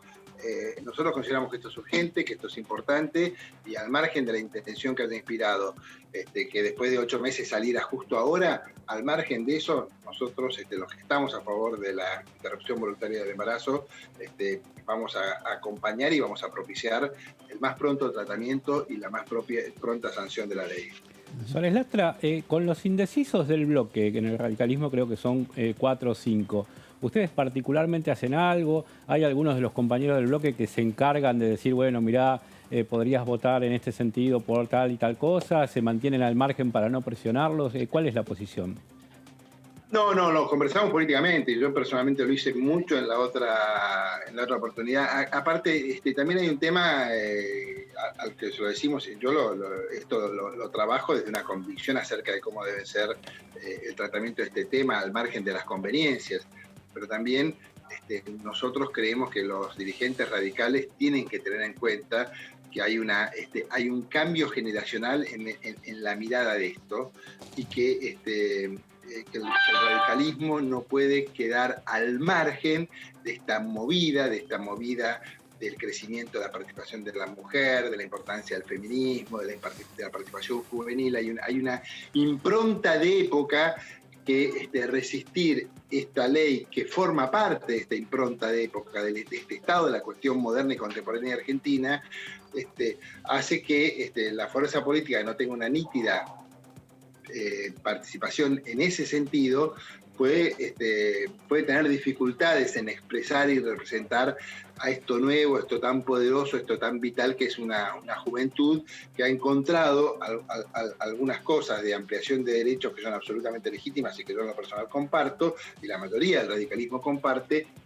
que algunos radicales no lo entiendan y no lo acompañen, de alguna forma nos dificulta un poco. Entonces por eso también damos un debate político que no es solamente de convicción. Las convicciones son para los actos personales, las convicciones me refiero a las más íntimas, religiosas. Está en disputa el tema de el momento en que una es una persona jurídica sujeta de derechos, en el momento en el cual la madre no es un vagón, la madre es una parte central del proceso de gestación, y la voluntad de la madre en el proceso de gestación para nosotros es un tema filosófico acerca de la naturaleza humana y la dimensión que le damos a la capacidad de la mujer de ser dueña de su propio destino.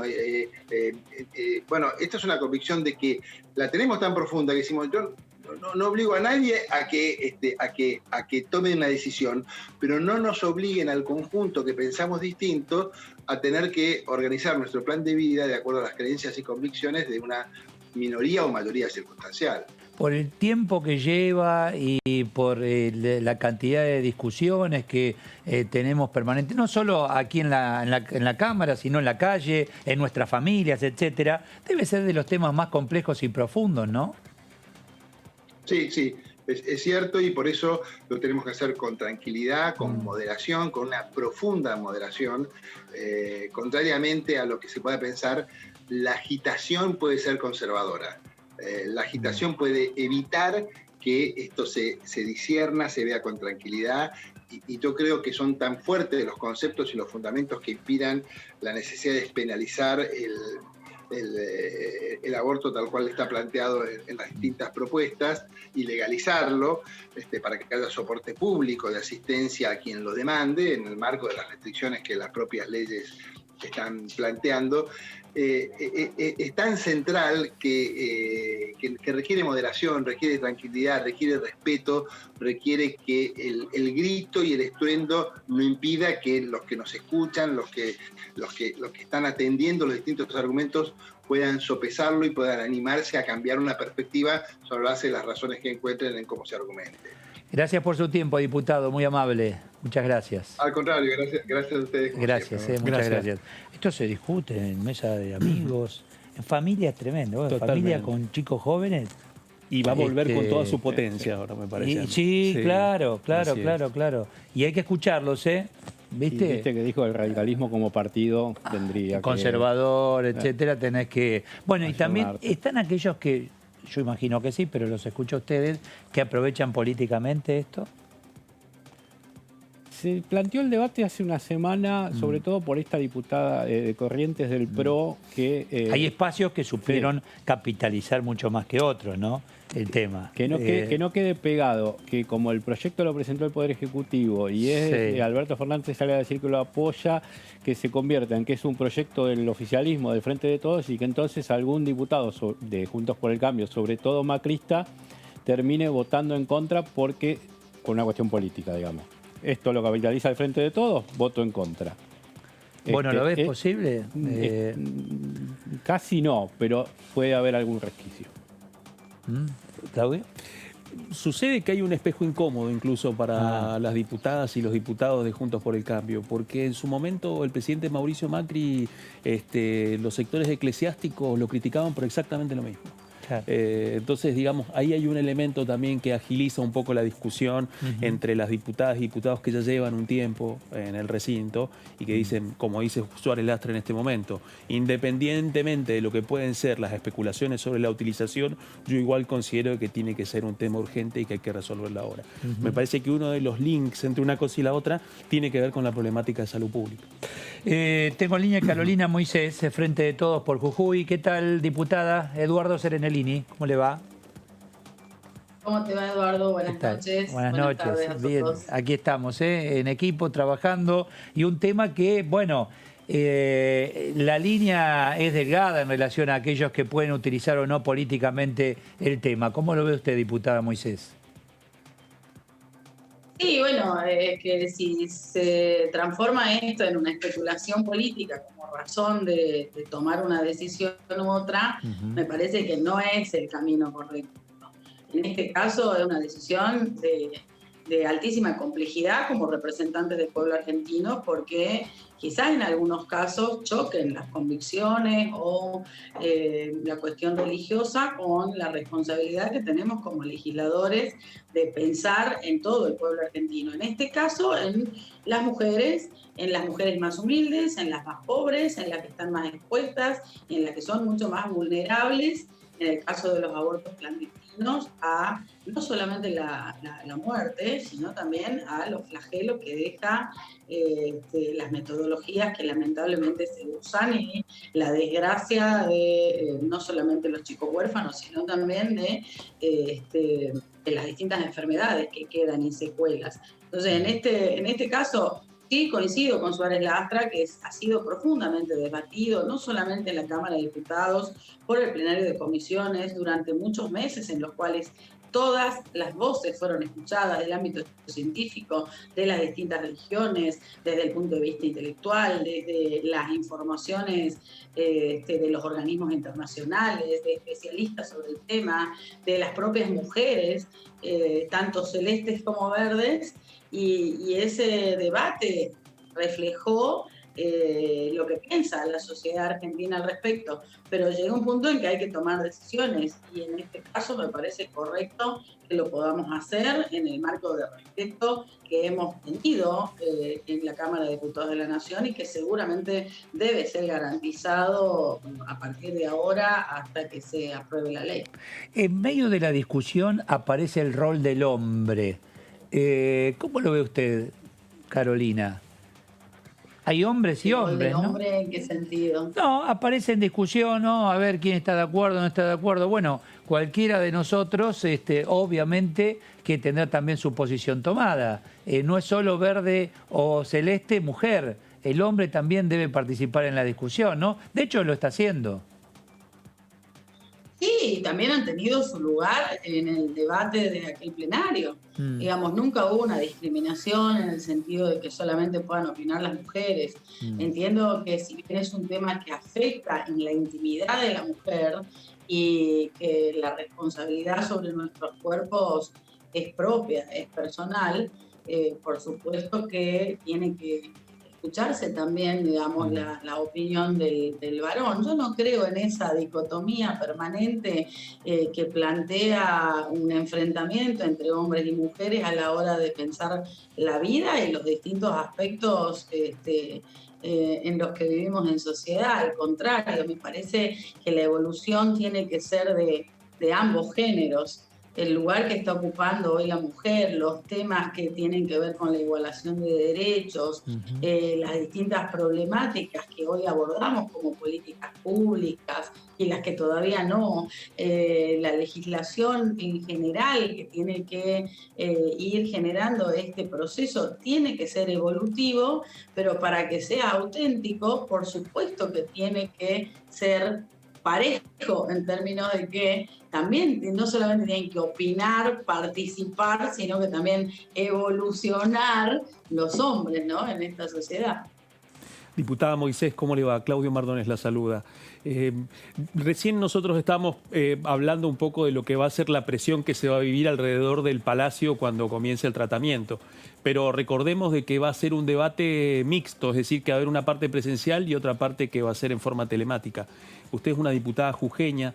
Siempre han girado muchas preguntas en torno a lo que va a ser la presión de los sectores religiosos, especialmente en el interior del país. ¿Cómo se prepara usted como jujeña, teniendo en cuenta que en la votación de 2018, especialmente los sectores religiosos tiraron mucho de la cuerda para poder presionar y para poder revertir decisiones o forzar otras? ¿Cómo se prepara usted para este escenario? Bueno, gracias, Claudio, por la pregunta, porque creo que sobre todas las cosas tiene que primar el respeto. Las presiones son habituales, no solamente en este debate, lo vemos de distintas maneras, a veces más explícita, otras veces más oculta, pero siempre hay un juego de intereses ante cada decisión y ante una ley, sobre todo en una tan importante como esta, ¿no? Lo hemos visto ahora con la ley del aporte extraordinario y las grandes fortunas. Indudablemente hubieron presiones, posiciones, porque siempre hay intereses hasta en el buen sentido de la palabra, ¿no? En mi caso, y en el de muchas mujeres del interior del país, especialmente el noroeste argentino, lamentablemente se toma en términos personales y hay demasiada agresión y violencia política. Por eso, de paso, quiero felicitar a la gente de la Defensoría del Público y del área de género de la Cámara de Diputados de la Nación, que han trabajado muchísimo estos meses y que mañana están lanzando unas propuestas muy importantes, las cuales han sido consultadas, con el tema de la violencia política en los medios de comunicación contra las mujeres, ¿no? Porque es atacar en términos personales, insultar, agredir, no es contestar con argumento, contra argumento o una posición sostenida desde los distintos aspectos que puedes sostener una postura con respecto a la ley de legalización del aborto, tanto de lo moral, de lo religioso, de la salud pública, de los distintos planos que lo puedes analizar. Las presiones, lamentablemente, están en ese marco y yo, en ese sentido, me parece que hay mucho argumento para un lado y para el otro, entonces no es necesario atacar en términos personales y mucho menos en el caso de que somos mujeres y que se nos agrede por estas posiciones que tomamos. Yo tengo una conducta demostrada durante muchos años en mi provincia y tengo una carrera política sostenida donde he sido electa en muchas oportunidades y siempre fui muy clara con mi posición, no solamente respecto a la legalización del aborto, sino respecto a la educación sexual, a la ley de salud sexual y reproductiva, a todas las políticas de género que hemos ido construyendo en estos 20 años con unos avances fenomenales. Por lo tanto, ya he vivido muchas de estas y lo he puesto en un Twitter hace pocas horas cuando fue el escrache contra Suárez Lastra, que habló antes en la entrevista anterior. Sinceramente, no creo que nos hagan cambiar de opinión. O sea, no van a hacer cambiar de opinión a un legislador que cree que es necesario aprobar la legalización del aborto, ni tampoco le vamos a cambiar la opinión al que cree que no hay que hacerlo por los escraches o por los insultos, o porque en el caso de Jujuy, por ejemplo, hubo un cura en el año 2018 en el pueblo, en la ciudad donde vivía Alejandra Martínez, una diputada que ya terminó su mandato, que realmente hubo un acoso sistemático espantoso en los púlpitos todos los domingos. Entonces, digo, eso también es violento, por más que venga de una institución como la Iglesia. Entonces, la Iglesia tiene todo el derecho de explicarle a la sociedad por qué no está de acuerdo con esta ley, pero no tiene derecho a manipular la cabeza de las personas para ponerlas en contra de aquellos que piensan diferente. Y lo mismo aplica para cualquiera en este contexto. Diputada, ¿cómo le va? Leonardo Fredes la saluda. En el 2018, Jujuy fue una de las provincias que terminó pintada de celeste porque hubo mayoría de diputados que votaron en ese sentido, más allá de que estuvieron 2 votos verdes. Creo que fue 4-2 la proporción. ¿Ustedes confían que en esta vez, aunque sea, puede llegar a haber un 3-3 o qué panorama se vislumbra? No, yo creo que el panorama de Jujuy va a ser peor en este escenario. Casi todos los legisladores nacionales, tanto diputados como senadores, han tenido expresiones previas con respecto a su posición. Desconozco en este momento si han modificado su postura. Como los escuché a ustedes decir recién, que hay 2 legisladoras nacionales actuales que votaron verde en el 2018 y que ahora van a votar celeste, bueno, es difícil saber qué es lo que van a hacer los demás legisladores. Sí les puedo decir que casi segura que voy a estar en bastante soledad, digamos, en esta batalla como fue en el 2018. En 2018 los 3 votos de senadores fueron celestes y de los 6 de legisladores nacionales, solamente Alejandra Martínez, que ya terminó su mandato, y yo votamos a favor de la legalización. Y hoy les puedo decir que el contexto debe ser similar. ¿Y se debe a qué? ¿A una situación política o de convencimiento? Y deberían preguntarle a los legisladores, digamos, qué es lo que votan y por qué lo votan, digamos, y cuáles son sus razones. Yo les puedo decir las mías. Yo estoy absolutamente convencida de que esto es un problema de salud pública y de clase social. Las 2 cosas. Es un problema de salud pública porque tenemos que atender una situación que afecta la salud y el sistema sanitario también, porque hay un punto de debate que es que ¿por qué el Estado tiene que pagar por esto? El Estado de todas maneras paga por mujeres que quedan en terapia intensiva semanas, paga por tratamientos para sacarla de las terribles infecciones a las que terminan expuestas por los abortos clandestinos. El Estado termina, digamos, sosteniendo siempre desde el punto de vista sanitario o social las consecuencias de los abortos clandestinos. Así que eso fue parte del debate, aunque hay tanta hipocresía que no lo dicen, ¿no? Muchos sectores de la sociedad que dicen, bueno, podría ser que estemos de acuerdo con el aborto, pero ¿por qué lo tiene que pagar el Estado? Eso fue parte del debate, aunque no se hace tan explícita, ¿no? la razón. Yo estoy convencida primero por eso, porque creo que es un problema sanitario y que tenemos que tomarlo con esa responsabilidad y ese sentido, como cuando legislamos como por las vacunas de repente, o por los tratamientos antitabaco, o por en su momento los tratamientos con el SIDA, ¿bien? Pero también es un problema de clase social, porque las que pueden pagar un aborto bien hecho lo pagan y el riesgo es muchísimo menor que las que no pueden hacerlo. Entonces, también es una cuestión de igualdad de derechos, ¿no? Y si usted habla con Ferreira y Martiarena, o si se da un diálogo, digo, entre ustedes, que supongo que deben hablar por temas que atienden a la provincia y lo deben hacer habitualmente, ¿no sale el tema o ninguno intenta decirle al otro, mirá, conviene ir por acá, vamos por allá, tanto de ellos con usted como usted para con ellos? Mira, no han expresado su posición públicamente en este contexto y no he hablado puntualmente de este tema tampoco. Así que, sinceramente, yo no voy a aventurar la posición que vayan a tener esos legisladores. Por más que sean compañeros, digamos, y que estemos en el mismo bloque, pero también se da una situación extraordinaria con el tratamiento del aborto. Uno de los únicos temas en que se da la Cámara abierta, o sea, totalmente abierta, sin disciplina partidaria, y donde cada uno de los legisladores decide por voluntad propia. Creo que solamente se dio con el divorcio, con la ley de matrimonio igualitario, y creería que ninguna más, bueno, cuando logramos la media sanción del aborto, ¿no? Entonces, es un contexto muy distinto en los términos en que funciona, digamos, las posiciones parlamentarias, ¿no? Que usualmente son por bloque. Diputada Moisés, gracias, muy amable. Muchas gracias a ustedes, un gusto haber podido compartir esta entrevista. Gracias, igualmente, gracias. Muy amable, gracias. Hacemos una pausa, con muchachos. todo gusto. Calu, ¿puede ser? Calu, con todo Calu. gusto. Mira, acá dice Calu. Está bien, ¿no? Leo. Es como uno se autopercibe. Exactamente, ahí me está. autopercibo Calú. Muy bien, listo. Calú, ahí está. Calú Mardones. Ahí está, desde el piso. Ahí está. Pausa, ya volvemos. Che, Calú.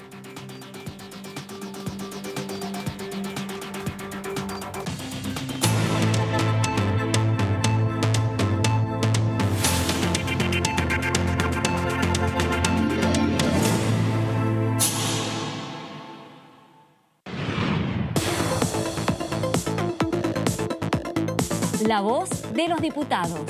La voz de las diputadas. La voz de la oposición. La voz de los que quieren cambiar la realidad. La voz de los que quieren una Argentina mejor. Tu voz en el Congreso.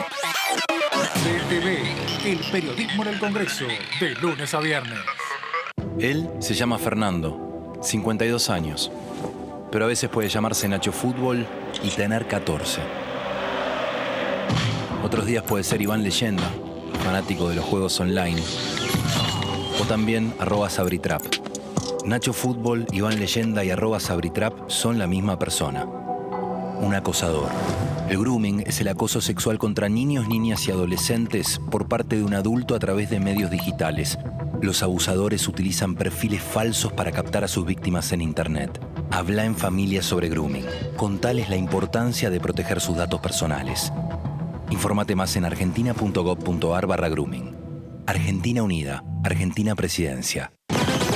Toda la información parlamentaria la encontrás acá, en DTV. El periodismo en el Congreso. DTV, el periodismo en el Congreso, de lunes a viernes. Formas correctas de usar el barbijo casero. Lávate las manos antes de ponértelo. Ajustalo a las orejas. La nariz y el mentón van adentro. Usalo al salir de casa, en el trabajo, en los momentos de descanso. No lo toques. Lávalo al regresar. Volvé a lavarte las manos con agua y jabón. Usar barbijo casero es responsabilidad de todos.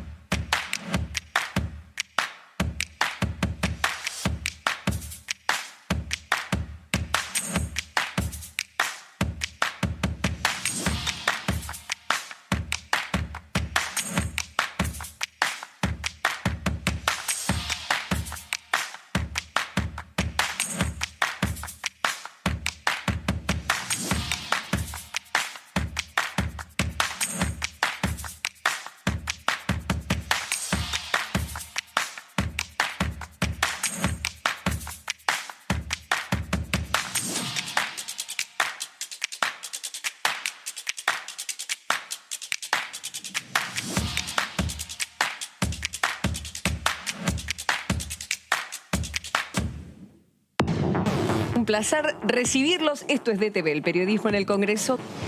Cuando hablamos de las cuestiones que tienen que ver con el cuidado del ambiente, tenemos que pensar en perspectiva, ¿no? Que nosotros podamos darle tiempo a la tierra para que se recupere y para que esa tierra sea fértil y para que pueda servir para seguir generando alimentos. Me parece que el proyecto de los 1000 días viene a dar en algún punto una respuesta para otro universo. DTV, el periodismo en el Congreso, de lunes a viernes. Aunque no nos demos cuenta, el virus nos testea a nosotros. ¿Cómo pasar la prueba en 2 simples pasos?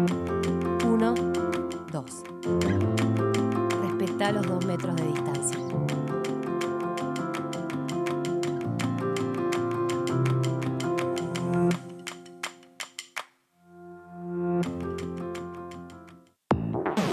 Toda la actividad parlamentaria de la Cámara de Diputados. La voz de los diputados. La voz de las diputadas. La cobertura del tratamiento político de leyes. La voz del oficialismo. La voz de la oposición. La opinión de los protagonistas. La voz de los que quieren cambiar la realidad. La voz de los que quieren una Argentina mejor. El día a día de los diputados y diputadas de la Nación. Tu voz en el Congreso. DTV, el periodismo en el Congreso, de lunes a viernes. El otro día falleció una chica joven. Sin antecedentes. Sin enfermedades preexistentes. Creo que la gente se olvida que esto le puede pasar a cualquiera. Necesitamos que se tome conciencia, que cada persona que se muere es una pérdida para sus familias. También lo es para nosotros. Los médicos estamos poniendo más que trabajo para salir de esta. Estamos poniendo el corazón. Estamos poniendo todo. Necesitamos que cada uno desde su casa haga su parte.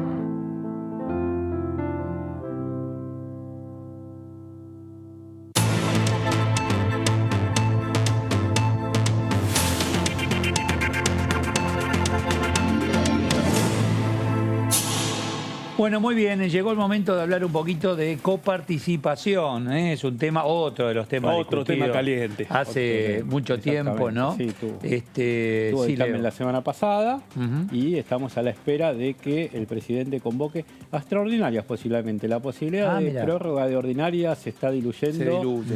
No quieren dejarle a Juntos por el Cambio y a la oposición el temario abierto para que planteen cualquier cosa. Entonces, o sea que termina, digamos, el año en cuanto a ordinarias el próximo lunes. Exactamente. Y punto. 30 de noviembre y ahí, exacto, se terminan los temas presentados por los diputados. Sí. Solamente se podría tratar, a partir de la fecha que el presidente convoque a extraordinaria, los temas que el presidente enumere en una lista que manda junto con el decreto. Bien. Que está el aborto. Diciembre o enero o febrero, cuando sea. Por lo general convocará para el 1 de diciembre y hasta las fiestas por lo general convocan hasta fin de año.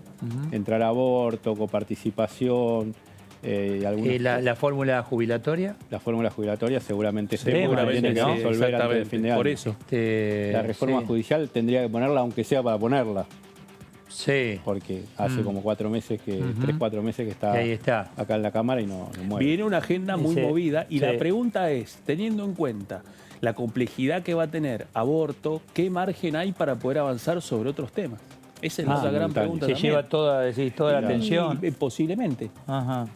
Aporta otro interrogante más el hecho de que la expectativa del oficialismo es que diputados lo apruebe antes de la finalización del año. Yo no digo que no sea importante, pero entre lo importante y lo urgente, ¿cómo determinás acá? Bueno, ahí hay dos cuestiones. Porque, una que está el tema coparticipación. Tenés 2 proyectos de Guzmán referidos a construcción y a créditos que pasan un poco desapercibidos en todo esto del FMI, la deuda y toda la vorágine de coyuntura, pero también son importantes y también seguramente van a estar en extraordinarias y que sí tienen que ver con lo que vos decís. El tema construcción y el tema créditos es muy importante. Sí. Y haciendo foco en la ciudad de Buenos Aires, ¿decís? Bueno, es que ese es uno de los temas. Disparador. Exactamente, tal cual. Sí, y en días en donde la oposición ve que el tema de la coparticipación y el recorte de coparticipación va a ser todo un gesto político, porque si el presidente Alberto Fernández lo excluye en el periodo de extraordinarias, posiblemente Juntos por el Cambio redoble sus críticas. En ese contexto han empezado a surgir algunas contrainiciativas. Nuevamente Juntos por el Cambio reclama que haya una nueva ley de coparticipación federal. Si no avanzás en la ley de coparticipación, ¿a quién perjudicás? No, es que en primera instancia han habido un montón de intentos en los últimos 10 años para generar nuevas leyes de coparticipación y hasta ahora nunca ha habido ningún acuerdo posible que pueda destrabar Porque eso. ya en el tema presupuesto, ya con las provincias se arregló. Tal cual. Las necesidades. Además esto es una partida, no es la coparticipación propiamente dicha, sino que es la partida por la transferencia de la policía. Por eso. Y además hay que tener en cuenta otro elemento, que es que la ciudad ya prevé que esos fondos no van a estar y ya en su presupuesto agregó un par de lugares de donde va a sacar la plata, como el impuesto a las tarjetas de crédito que se cobra en muchos otros distritos, en muchas provincias, y que ahora también lo va a empezar a cobrar la capital. O sea, que ya están pensando de dónde va a sacar la plata, o sea que ya dan por hecho que el proyecto y la ley van a salir. Mientras tanto hay que cubrir los huecos. Exactamente. Los huecos que quedaron. Claro, claro. Por eso ya se Bueno, o sea, ¿y vos por cómo... a ver, ¿por qué deducen que ordinaria termina el 30? Y no va a haber extensión. No, primero por esto que decía Leo, que es impedirle a la oposición que pueda avanzar en algunas cuestiones para definir la agenda. Y en el caso específico de la discusión respecto al recorte de coparticipación, recordemos que son 2 capítulos. Primero, el recorte que dispuso el presidente Alberto Fernández por decreto, que quitó 2,1% de coparticipación, y eso está en la Corte. Hoy lo recordó el jefe de gabinete porteño, Felipe Miguel, diciendo de que eso está todavía en la Corte, en un contexto en donde además el Poder Ejecutivo les ha ofrecido a todas las provincias la posibilidad de una nueva postergación del pacto fiscal firmado con Mauricio Macri en el año 2018. Eso implicaría que la postergación del freno del pacto fiscal les daría cierto aire. ¿Cuál es la propuesta además del Ejecutivo? Es que todas las provincias levanten todas sus demandas contra el Estado Nacional presentadas en la Corte. La que falta levantar la demanda contra el Estado Nacional es la Ciudad Autónoma de Buenos Aires. A eso se suma este proyecto que ya fue votado en el Senado, que está para que pueda avanzar en extraordinarias en la Cámara de Diputados. Eso no se contrapone con lo otro, pero posiblemente si hay extraordinarias va a implicar que también ese recurso se reduzca, porque lo que haría el Estado Nacional es precisamente solamente financiar el costo del financiamiento de la Policía Federal transferida. ¿Y ustedes dicen que político año electoral 2021, en todo esto no hay nada? De especulación, bueno, de decir, a ver, ¿qué me guardo y qué meto en extraordinaria? No le dejo agenda a ellos. En la última sesión, la anteúltima, un diputado de Río Negro había planteado que se eliminara el tema de las PASO. Quedó en el tintero, porque ese es un tema que puede estar y que tendría que estar cuanto antes en la agenda legislativa, porque no podés definir cómo va a ser el sistema electoral en abril. Entonces, ese es un tema que está pendiente. Ya se avanzó en el tema padrones, ¿viste? Sí, la Cámara Electoral avanza ya avanzó. Pero ese es un tema. Y después, cuando vos preguntabas recién por qué el oficialismo no te llamaría, no te prorrogaría ordinarias, bueno, un tema que está pidiendo Juntos por el Cambio, que tuvo hace 2 semanas en la reunión, fue ficha limpia.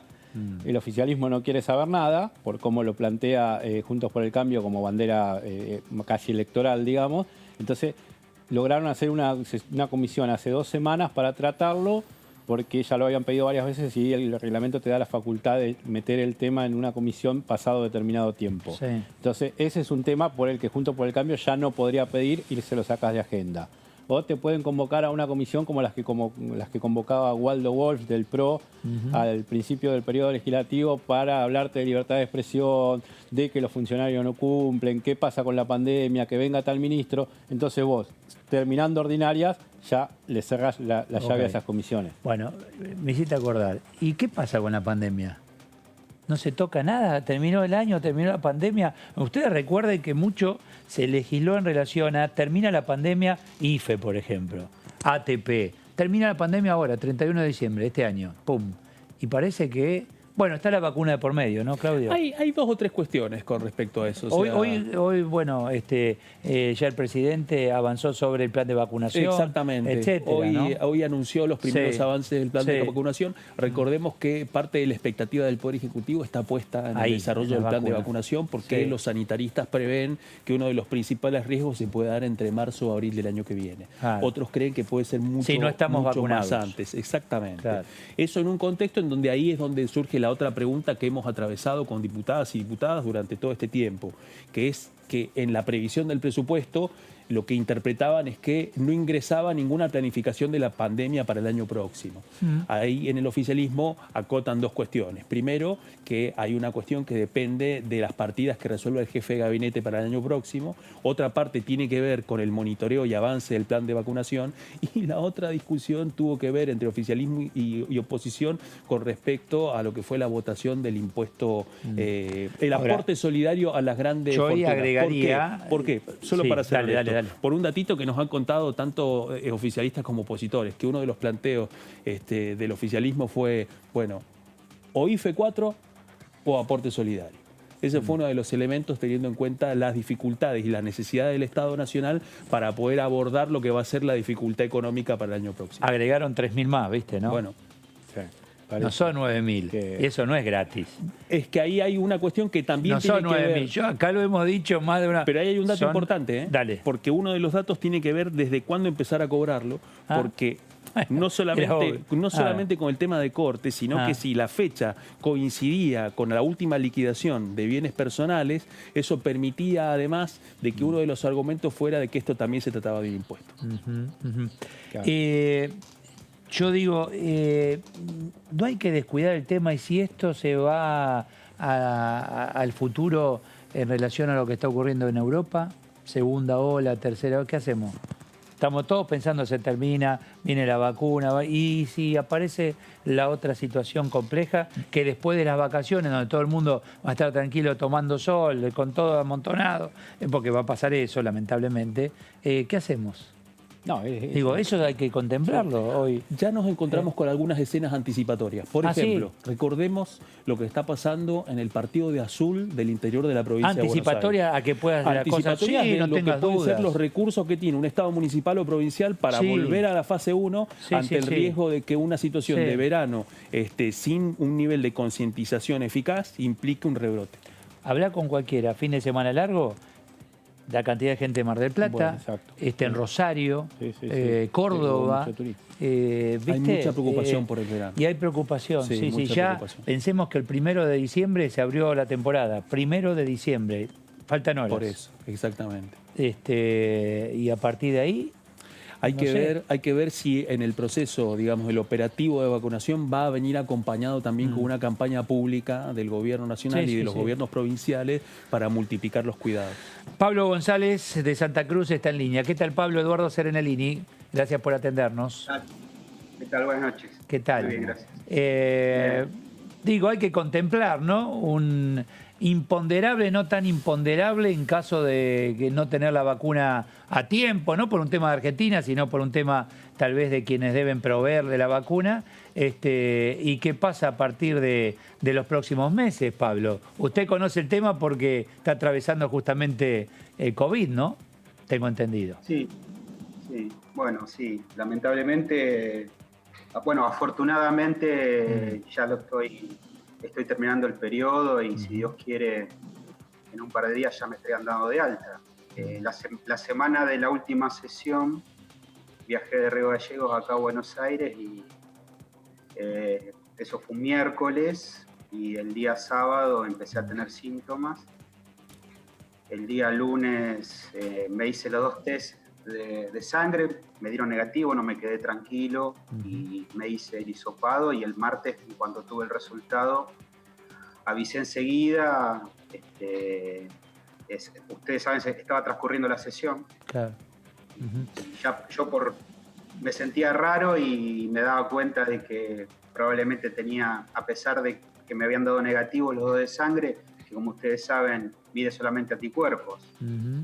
Y bueno, lamentablemente era tal cual y avisé enseguida y bueno, Eso permitió que algunos compañeros que habían estado conmigo el jueves y el viernes, tuvieran que aislarse, y tengo entendido que ninguno se contagió, así que... Bueno. Pero eso no le impidió seguir trabajando, seguir llevando adelante la tarea, y es importante que nos cuente un poquito el tema minería. ¿Qué se ha hablado en el día de hoy? Fue la primera reunión del año de la Comisión de Minería, y lo que hizo el secretario fue hacer un panorama general, ¿no es cierto? Hay provincias que obviamente tienen una fuerte impronta minera, y un poco eso se vio, y no hubo un debate muy profundo, sino creo que presentó la situación en la cual hoy está la minería, y la postura del gobierno de fomentar una minería sustentable, digamos, y que empiece a significar un incremento de las exportaciones en la Argentina, y eso determina un ingreso de divisas, ¿no? Claro. Se habló un poco de San Juan, o bastante de San Juan, y el resto de las provincias también, y un par de preguntas de algunos diputados, eso fue todo. Diputado, ¿cómo le va? Leonardo Fredes lo saluda. La semana pasada se sacó dictamen del proyecto de coparticipación en cuanto a la policía de la ciudad, de la nación traspasada a la ciudad. Hubo quejas de la oposición, fundamentalmente de Juntos por el Cambio, por los plazos, pero finalmente se avanzó en el dictamen. Primero le pregunto, ¿cuándo tienen pensado llevar este tema al recinto y qué opinión tienen o qué tanteo hicieron con los diputados de los bloques intermedios, ya sea el Interbloque Federal o Unidad para el Desarrollo?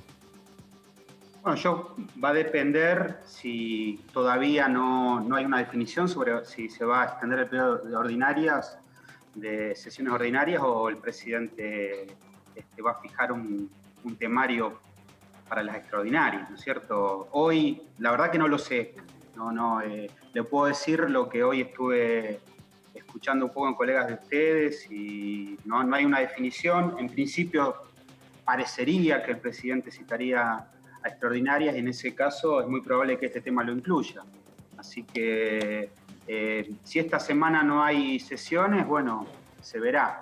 Y después creo que es un tema que nosotros entendemos que está muy claro, ¿no? Y uno lo vivía, en el caso mío, ustedes saben, yo fui vicegobernador de la provincia de Santa Cruz durante 4 años, participé de las discusiones de los consensos fiscales, e inclusive cuando el decreto del presidente aumentó el famoso del 1.4 al 3.75, nosotros elevamos nuestra queja en ese momento al Ministerio del Interior, una cartera, digamos, que en aquel momento comandada por Rogelio Frigerio, que entiendo yo era el único lugar donde nosotros por lo menos podíamos ser escuchados por el gobierno nacional, ¿no? Es decir, en ese momento, cuando ellos dictan el decreto 194, ustedes saben que no tuvo ningún fundamento.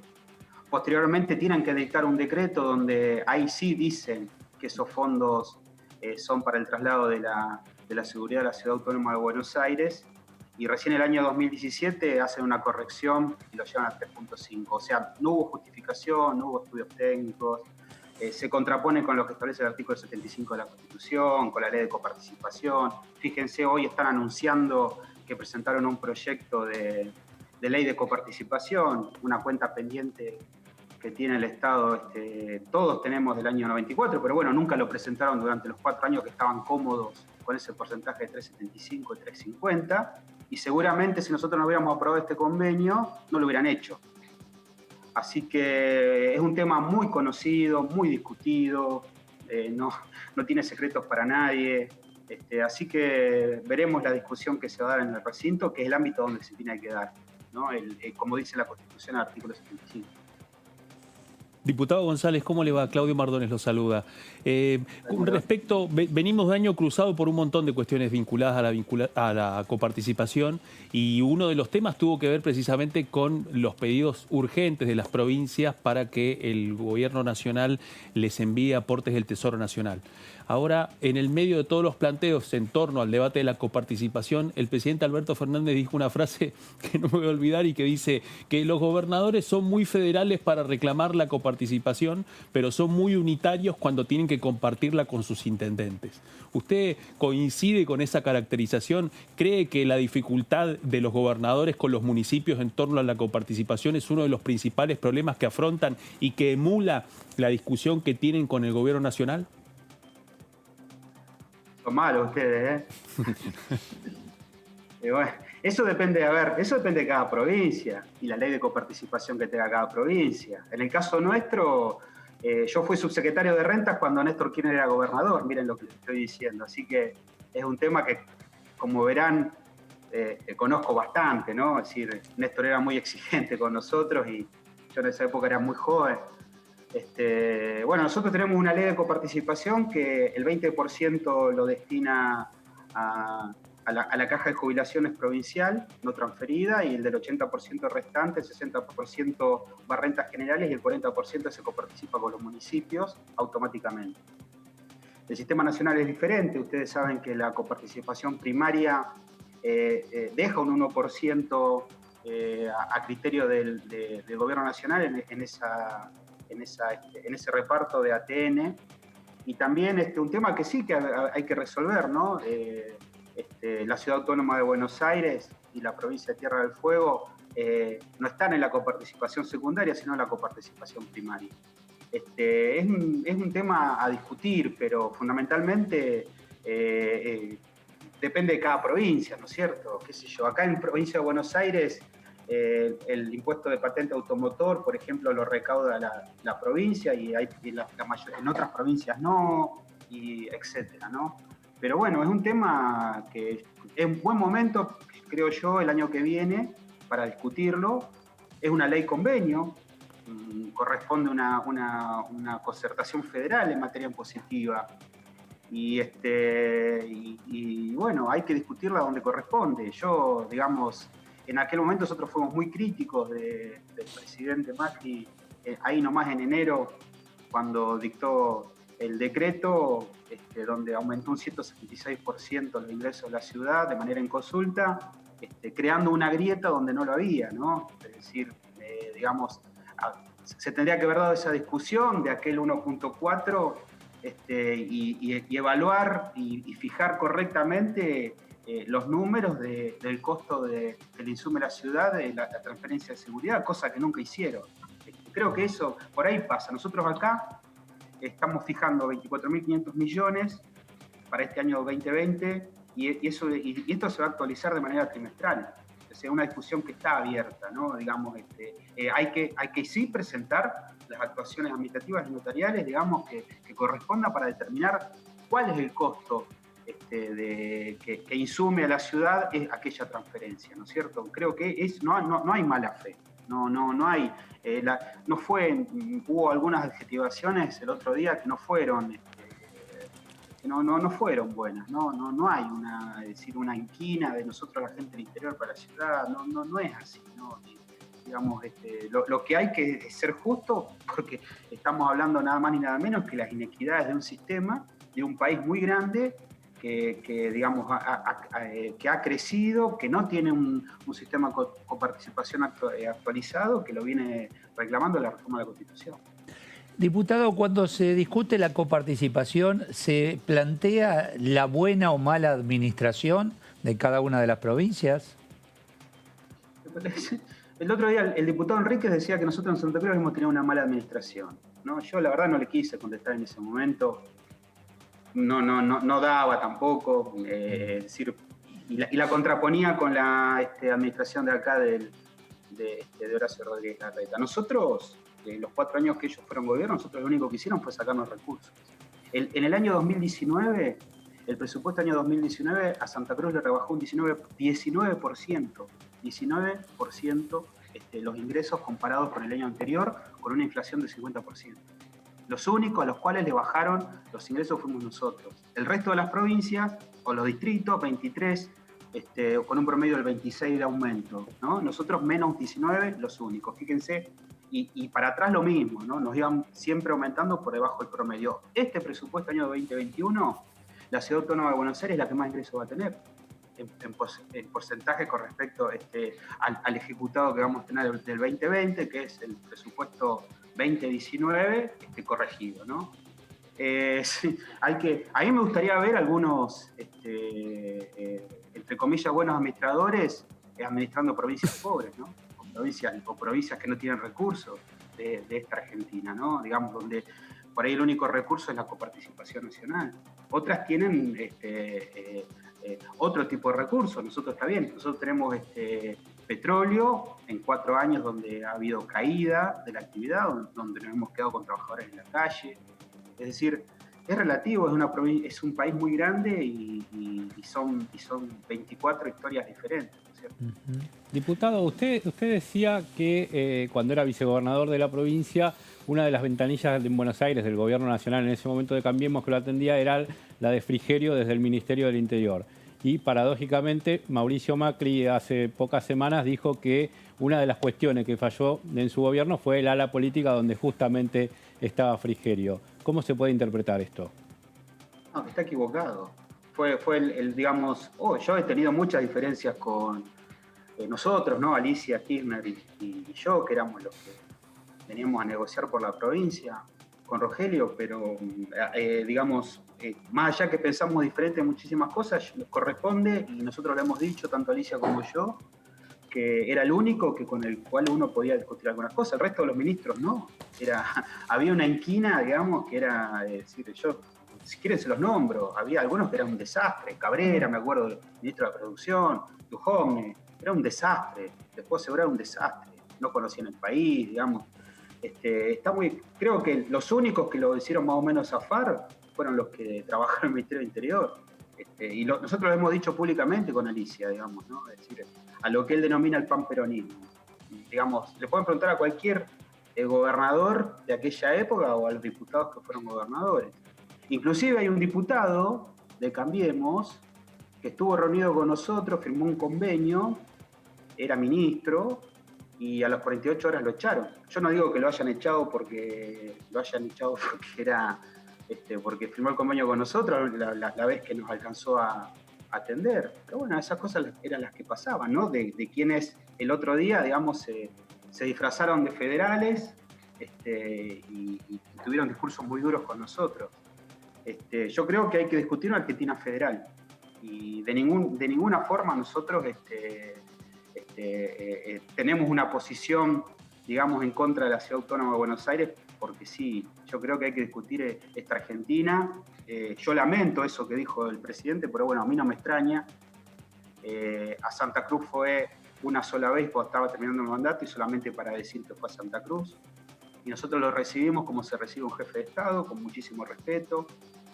No tuvo ningún problema en la provincia de Santa Cruz.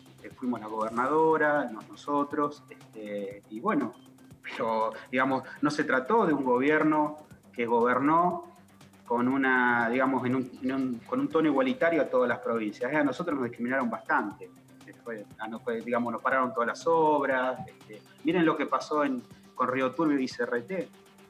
Aníbal acaba de hacer 3 denuncias por los desmanejos y las irregularidades, los delitos que cometieron en esa administración, y nos dejaron con 1.000 trabajadores, de 3.000 mineros en la calle, ¿no? Así que... Diputado, en relación a lo que está ocurriendo ahora y hacia adelante, pandemia lamentablemente de por medio, ¿qué va a pasar con las clases, con los chicos, con la educación allí en su provincia? Nosotros hemos tenido problemas cuando estamos con somos una zona que ha tenido en relación a la cantidad de habitantes muchos contagios. Ojalá el año que viene todos estamos muy esperanzados en la vacuna, y ojalá el año que viene, a partir de febrero, podamos empezar a tener por lo menos un sistema semipresencial. Hay que tener mucha responsabilidad. Yo el otro día escuchaba a un diputado de Cambiemos, que generalmente hace muchísima política hablando de Santa Cruz, porque vivió unos años en Santa Cruz. Yo recuerdo que vive de eso todavía, ¿no? Ahora es diputado por acá, por la Ciudad de Buenos Aires. se presentó en algunas elecciones y, bueno, ni una carrera en Bolsado ganó allá. Y habló 3 veces el otro día para decir 3 veces que había que tener sesiones presenciales en el Congreso, totalmente presenciales. Mientras a mí me estaba llegando el resultado del análisis clínico que decía que tenía coronavirus, ¿no? Y yo pensaba, ¿qué hubiera pasado si yo hubiera sido un inconsciente y hubiera ido a esa sesión, de la última sesión, ¿no es cierto? O no me hubiera dado cuenta, hay gente que es asintomática, digamos, y que hubiera contagiado, ¿no? Es decir, digamos, moraleja, hay que tener muchísima responsabilidad y dejar que la gente que sabe científicamente esto lo decida y nosotros tener la absoluta responsabilidad para ir acompañando. Y este año, volviendo a los chicos, ¿cómo lo han pasado? ¿En forma virtual? ¿Cómo han llevado adelante? Como todos, ¿no? Es decir, sí, virtual, pero bueno, muy difícil. Ajá. Digamos, ¿no?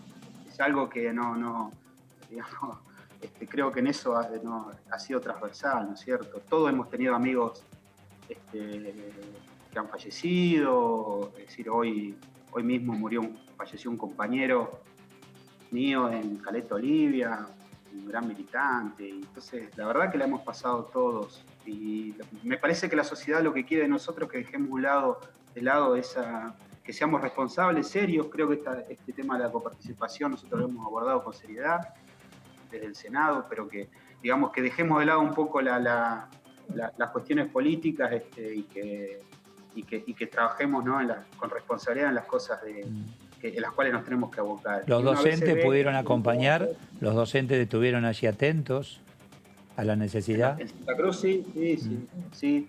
Hemos tenido, digamos, siempre problemas, ¿no? Pero ellos han trabajado y la verdad que uno les reconoce el gran esfuerzo que han hecho, digamos, con la virtualidad han trabajado un montón, muchísimo, y uno se los reconoce, y la verdad que ojalá que esto pase y ellos puedan volver al lugar que les gusta, que es las aulas, ¿no?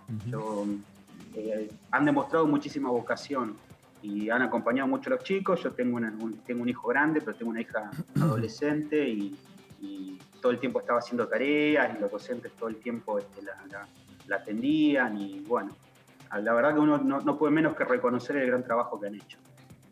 Diputado, volviendo un poco al debate de la coparticipación, quería preguntarle, Juntos por el Cambio presenta un proyecto para poder redefinirla. Es un debate que atraviesa oficialismo y oposición hace más de una década. ¿Existe la posibilidad de poder debatir un nuevo proyecto de coparticipación el año que viene, teniendo en cuenta además de que va a ser un año electoral? Sí, y bueno, es cierto, es decir, va a ser difícil. Ahora, se trata, por el artículo 75, ustedes saben que una ley convenio se tiene que poner de acuerdo todas las provincias. Por eso el otro día uno de los argumentos era el consenso fiscal 2017 y que eso habría blanqueado, digamos, el aumento del decreto de Macri, no es válido. Digamos, entra por el Senado, además, lo dice la propia Constitución. Bueno, seguramente siempre complica, ¿no? La verdad, la agenda electoral. Pero bueno, empecemos a discutirlo, digamos, ¿no? Empecemos a discutirlo. Yo creo que en eso estamos todos de acuerdo, que necesitamos un nuevo régimen de coparticipación. Insisto, fíjense que hoy la ciudad autónoma y Tierra del Fuego no ingresan en la coparticipación secundaria porque cuando se reforma la Constitución se pensaba que al año ya íbamos a estar discutiendo la coparticipación. Después vino la ley 23.528, que ya tiene es del 88. O sea, digamos, llegó el momento de discutirla, puede durar un año e inclusive puede ser sancionada el otro año. Digamos, no es fácil de discutir, ¿no? Va a ser muy difícil. Las asimetrías o lo que cada Estado federal cree que aporta al país y las necesidades también, las cuestiones cuantitativas, cualitativas, van a jugar y merece un debate maduro y que sí, claro que se puede dar. Claro. Gracias, diputado, por su tiempo, muy amable. Muchas gracias. Gracias a ustedes, buenas tardes. Gracias. Muchísimas gracias. Bueno, a ver, pasando en limpio, ¿cómo sigue la semana, Leo? La semana sigue el jueves con esta reunión clave para definir la agenda y el cronograma de cómo se va a debatir la cuestión del aborto y del proyecto de los 1000 días. ¿Quiénes participan de esa reunión clave? No, ahí supongo que además de los presidentes de las 4 comisiones que estuvieron hoy, van a estar una especie de labor parlamentaria ampliada, supongo que será, con los jefes de los bloques, de los interbloques, federal, Unidad para el Desarrollo, los nuevos bloques que se crearon hace poco, el de Ávila, la izquierda, van a estar todos para ver qué volumen se le da al debate que desde un sector plantean que podría salir dictamen en 15 días y desde el otro sector no quieren saber nada con un dictamen en 15 días. Vos decís que viene una etapa caliente. Exactamente. Así empezar este programa hoy, ¿no? Sí. Dice, Eduardo, viene una etapa caliente. ¿Tenés agua? Sí, totalmente. ¿No? Así es. Sí. Y me parece que una parte de esas pasiones, es como dice Leo, las vamos a empezar a experimentar el próximo jueves. Ah, ¿sí? Exactamente. Ahí en esa misma reunión. Sí, en esa misma reunión, exactamente, porque empieza la negociación de cuáles van a ser los expositores invitados. La cantidad más reducida va a implicar también de que un sector y el otro trate de que los invitados condensen con mayor eficacia sus argumentaciones. Hay que recordar de que en este caso, además, a diferencia de lo que pasó en el 2018, no nos vamos a encontrar con grandes concentraciones de público en las puertas del Palacio y además con una parte de los participantes y las participantes conectados en forma virtual. O sea que empezamos a ver, digamos, otras características. Ahora, sin embargo, tuvimos del debate. Presencia en la Plaza de los Dos Congresos en los últimos días. Sí, totalmente. O sea que algo va a haber. No va a ser con la masividad de lo que hemos ya, digamos, sido testigos en 2018. Eso en primer lugar. Y como le preguntaba también a la diputada Moisés, eso también va a determinar cuáles van a ser las presiones que van a afrontar en el interior del país las diputadas y diputados también que intervengan en el debate. Sí. ¿La Iglesia juega o no juega? La Iglesia sí, está jugando. Porque el Papa, no sé si es por casualidad o habló en las últimas horas. Pero no hablo de la Argentina. Y otras, ¿no? La Iglesia Católica y otras iglesias también. Los evangélicos, por ejemplo. La Iglesia evangélica. Sí. Claro, yo hablo de la Iglesia Católica, perdón. En este caso la pregunta juegan fuerte otros sectores. Sí. Y en posiciones... Exactamente, ahí. Un poco más abiertas, ¿no? Sí. Pero por lo menos en líneas más abiertas. Son jugadores importantes que en el debate de 2018 empezaron más tarde. Entonces, por eso habían ganado primero las calles y el debate los verdes, por decirlo de alguna manera, y fue un poco tardía la reacción de la Iglesia y de los sectores celestes, pero después a lo último se emparentó un poco en lo que fue manifestación callejera. Mirá cómo va haciendo el tema, ¿eh? Totalmente. Sí, y aparte porque retoma algo que quedó un poco frenado después del discurso del 1 de marzo del presidente. ¿Y la reforma judicial? Sin noticias todavía. Y la previsional. Ahí estamos. Y la previsional y otras. Chau, Leo. Nos vemos, Eduardo. Chau, Calu. Chau. Calu. Gracias por todo. Está bien, vamos, me gusta. Claro, viejo, open mind. Ahí está. Chau.